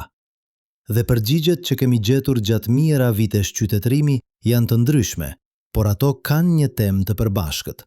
Jeta ka kuptim, kur është e lidhur me diçka më të madhe se vetja, me familjen, me komunitetin, me natyrën, me të ardhmen. Por lidhja kërkon kontekst, kërkon histori, kërkon një ndjenjë se je pjesë e diçkaje që ka ekzistuar përpara teje dhe që do të vazhdoj pas teje. Në tokë, ne kemi këtë. Ne dim se jemi pjesë e një historie që shtrihet për 4 miliard vjet. Ne dim se çdo atom në trupin ton është krijuar në një ill që vdiq para se dielli të lind. Ne dim se jemi të lidhur në mënyrë të prekshme me çdo gjë që ka jetuar ndonjëherë në këtë planet. Kjo lidhje na jep kuptim, na jep perspektivë, na jep një ndjenjë se jeta jon, sado e shkurtër, është pjesë e diçkaje të përjetshme. Por në Mars, çfarë historie do të kishin kolonistët? Historia e një planeti të vdekur që nuk ka njohur kurrë jetën, historia e një kolonie të ndërtuar nga njerëzit që ikën nga shtëpia e tyre. Kjo nuk është një histori që frymëzon. Kjo është një histori që piqillon. Dhe kjo na çon në paradoksin final. Sa më shumë që përpiqemi të largohemi nga toka, aq më shumë realizojmë se sa e veçantë është ajo. Çdo zbulim që bëjmë në astronomi na tregon se sa të rralla janë kushtet që lejojnë jetën. Çdo mision që dërgojmë në planet të tjerë na tregon se sa armiqësore është pjesa tjetër e sistemit diellor. Çdo eksperiment që bëjmë me jetesën në hapësirë na tregon se sa të varur jemi nga ky planet specifik. Sa më shumë që mësojmë, aq më e qartë bëhet e vërteta. Ne jemi të tokës, jo vetëm në të, por prej saj, të bërë nga ajo, të formuar nga ajo, të përkufizuar nga ajo. Dhe kjo nuk është një kufizim. Kjo është identiteti ynë. Kur astronautët kthehen nga hapësira, ata shpesh flasin për një përvojë që quhet efekti i përgjithshëm, një ndryshim i thellë në perspektivë që vjen nga të parit e tokës nga hapësira. Ata flasin për bukurinë e saj, për brishtësinë e saj, për faktin se të gjitha kufijtë që ne vizatojmë, të gjitha konfliktet që kemi, të gjitha dalimet që theksojmë, zhduken kur e shikon nga larg. Nga hapësira, toka nuk është një koleksion kombesh, nuk është një fush betej ideologjish, nuk është një burim për të shfrytëzuar. Është një oazë e vetme e jetës në një shkretir të pafund boshllku. Astronauti Edgar Mitchell, i cili ecste në Hënë në vitin 1971, e përshkroi kështu: papritur, nga pas skajit të Hënës, në një mënyrë të gjatë dhe të ngadalt, lindi një top i mahnitshëm, i bukur, plot ngjyra blu dhe të bardha, duke u ngritur gradualisht si një perle në një qiell të zi velveti. Më duhej një moment për të kuptuar se kjo ishte toka. Shtëpia. Shtëpia, jo burgu. Shtëpia. Dhe ja çfarë nuk po e kuptojmë. Dëshira për të kolonizuar hapësirën nuk vjen nga dashuria për hapësirën. Ajo vjen nga frika për tokën. Frika se e kemi dëmtuar shumë. Frika se është shumë vonë. Frika se nuk mund ta rregullojmë. Por kjo frikë është e pabazuar, sepse toka nuk është e brisht. Ne jemi të brisht. Toka ka mbijetuar 5 shkatërrime masive. Ajo ka mbijetuar asteroide që kanë vrarë 95% të gjitha specive. Ajo ka mbijetuar periudha kur e gjithë sipërfaqja ishte e ngrirë. Ajo ka mbijetuar periudha kur atmosfera ishte helmues. Dhe çdo herë jeta ka gjetur një mënyrë. Jo e njëjta jetë. Jo të njëjtat specie, por jeta. Ajo që është e brisht nuk është planeti, është qytetërimi ynë, është mënyra jon e jetesës, është supozimi ynë se mund të marrim pa dhënë, se mund të ndotim pa pasoja, se mund të shkatërrojmë pa humbje. Por edhe kjo nuk është e pariparueshme, sepse ne kemi diçka që asnjë specie tjetër nuk e ka pasur kurrë: aftësinë për të parashikuar, aftësinë për të kuptuar pasojat e veprimeve tona, aftësinë për të zgjedhur një rrugë të ndryshme. Ne e dim se çfarë po ndodh. Ne e dim pse po ndodh. Ne e dim çfarë duhet të bëjmë. E vetmja pyetje është: a do ta bëjmë? Dhe kjo është arsyeja pse diskutimi për kolonizimin e Marsit është kaq i rëndësishëm, jo sepse është realist, por sepse zbulon diçka për ne. Ai zbulon se ne ende po kërkojmë zgjidhje të lehta. Ende po kërkojmë mënyra për të shmangur përgjithësinë. Ende po besojmë se teknologjia do të na shpëtojë pa të na kërkuar të ndryshojmë. Por teknologjia nuk është magjike. Ajo është një mjet. Dhe si çdo mjet, ajo mund të përdoret mirë ose keq. Mund të përdoret për të ndërtuar ose për të shkatërruar, për të shëruar ose për të dëmtuar, për të mbrojtur ose për të shfrytzuar. Zgjedhja është e jona. Dhe ne duhet ta bëjmë atë tani. Sepse ja e vërteta që duhet ta pranojmë. Ne nuk do të largohemi kurrë nga toka. Jo sepse nuk mund fizikisht, megjithse kjo është e vërtet, por sepse në fund nuk ka vend tjetër ku të shkojmë. Marsi nuk është një shpëtim, është një fantazi, një mënyrë për të shmangur të vërtetën se ne duhet të rregulojmë problemet që kemi krijuar këtu. Dhe kur e pranojmë këtë, kur e pranojmë se kjo është e gjitha që kemi, se kjo është e gjitha që do të kemi ndonjëherë, diçka e mrekullueshme ndodh. Ne fillojmë ta shohim tokën jo si diçka të zakonshme, por si mrekullinë që është. Ne fillojmë ta vlerësojmë çdo frymë ajri të pastër, çdo pikë ujë të pastër, çdo vakt ushqimi, çdo moment në qelin e hapur, çdo lidhje me një qenie tjetër të gjallë. Ne fillojmë të kuptojmë se luksi më i madh nuk është të kesh më shumë, por të vlerësosh atë që kemi. Se aventura më e madhe nuk është të shkosh diku tjetër, por të zbulosh thellësinë e vendit ku jemi. Se mrekullia më e madhe nuk është në uje, por në tokën në këmbët tona. Sepse kjo tokë e çuditshme, e bukur, e brisht, e fuqishme, është shtëpia jonë. Dhe nuk ka fjalë më të bukura në asnjë gjuhë se kjo, shtëpi. Jo sepse është perfekte, por sepse është e jona, sepse ne i përkasim asaj dhe ajo na përket neve. Sepse çdo gjenerat që ka jetuar ka lënë gjurmët e saj këtu, sepse çdo gjenerat që do të vijë, do të varet nga ajo që ne zgjedhim të bëjmë tani. Dhe kjo është përgjegjësia jonë. Jo të ikim, por të qëndrojmë, jo të braktisim, por të mbrojmë, jo të ndërojmë për një fillim të ri diku tjetër, por të rregullojmë atë që kemi këtu. Sepse në fund, burgu nuk është toka. Burgu është paaftësia për të parë se sa me fat jemi që jemi këtu. Burgu është besimi se diçka tjetër, diku tjetër, do t'ishte më mirë. Lirimi vjen nga kuptimi se kjo tokë, ky planeti vetëm i gjallë që njohim, është gjithçka që kemi nevojë. Është gjithçka që do të kemi ndonjëherë. Dhe është më shumë se mjaft. Është shtëpia jonë. Dhe është koha që ta trajtojmë si të tillë. Sepse nëse nuk mund ta shpëtojmë këtë planet, këtë mrekulli të vetme në një univers të pafund, atëherë nuk meritojmë të kemi një tjetër. Por nëse mund të gjejmë guximin për të ndryshuar, mencurinë për të vepruar, përullësinë për të pranuar se jemi pjesë e diçkaje më të madhe se vetja, atëherë ndoshta, vetëm ndoshta, ne do të kuptojmë se nuk kemi nevojë për një planet tjetër. Sepse ky planet, me të gjitha problemet e tij, me të gjitha sfidat e tij, me të gjithë bukurinë dhe kompleksitetin e tij, është tashmë gjithçka që mund të ndërojmë ndonjëherë. Është shtëpia jonë, dhe ne nuk do të largohemi kurrë. Jo sepse nuk mund, por sepse në fund nuk duam. Sepse kur e shikon vërtet, kur e shikon me sy të hapur, me zemër të hapur, me mendje të hapur, realizon se askund në univers nuk mund të jetë më i bukur se këtu. Këtu, ku drita e diellit filtrohet në përgjithe. Këtu, ku oqanet takojnë bregun. Këtu, ku jeta ka gjetur një mënyrë për 4 miliard vjet. Këtu, në këtë planet të vogël blu. Këtu, në shtëpi.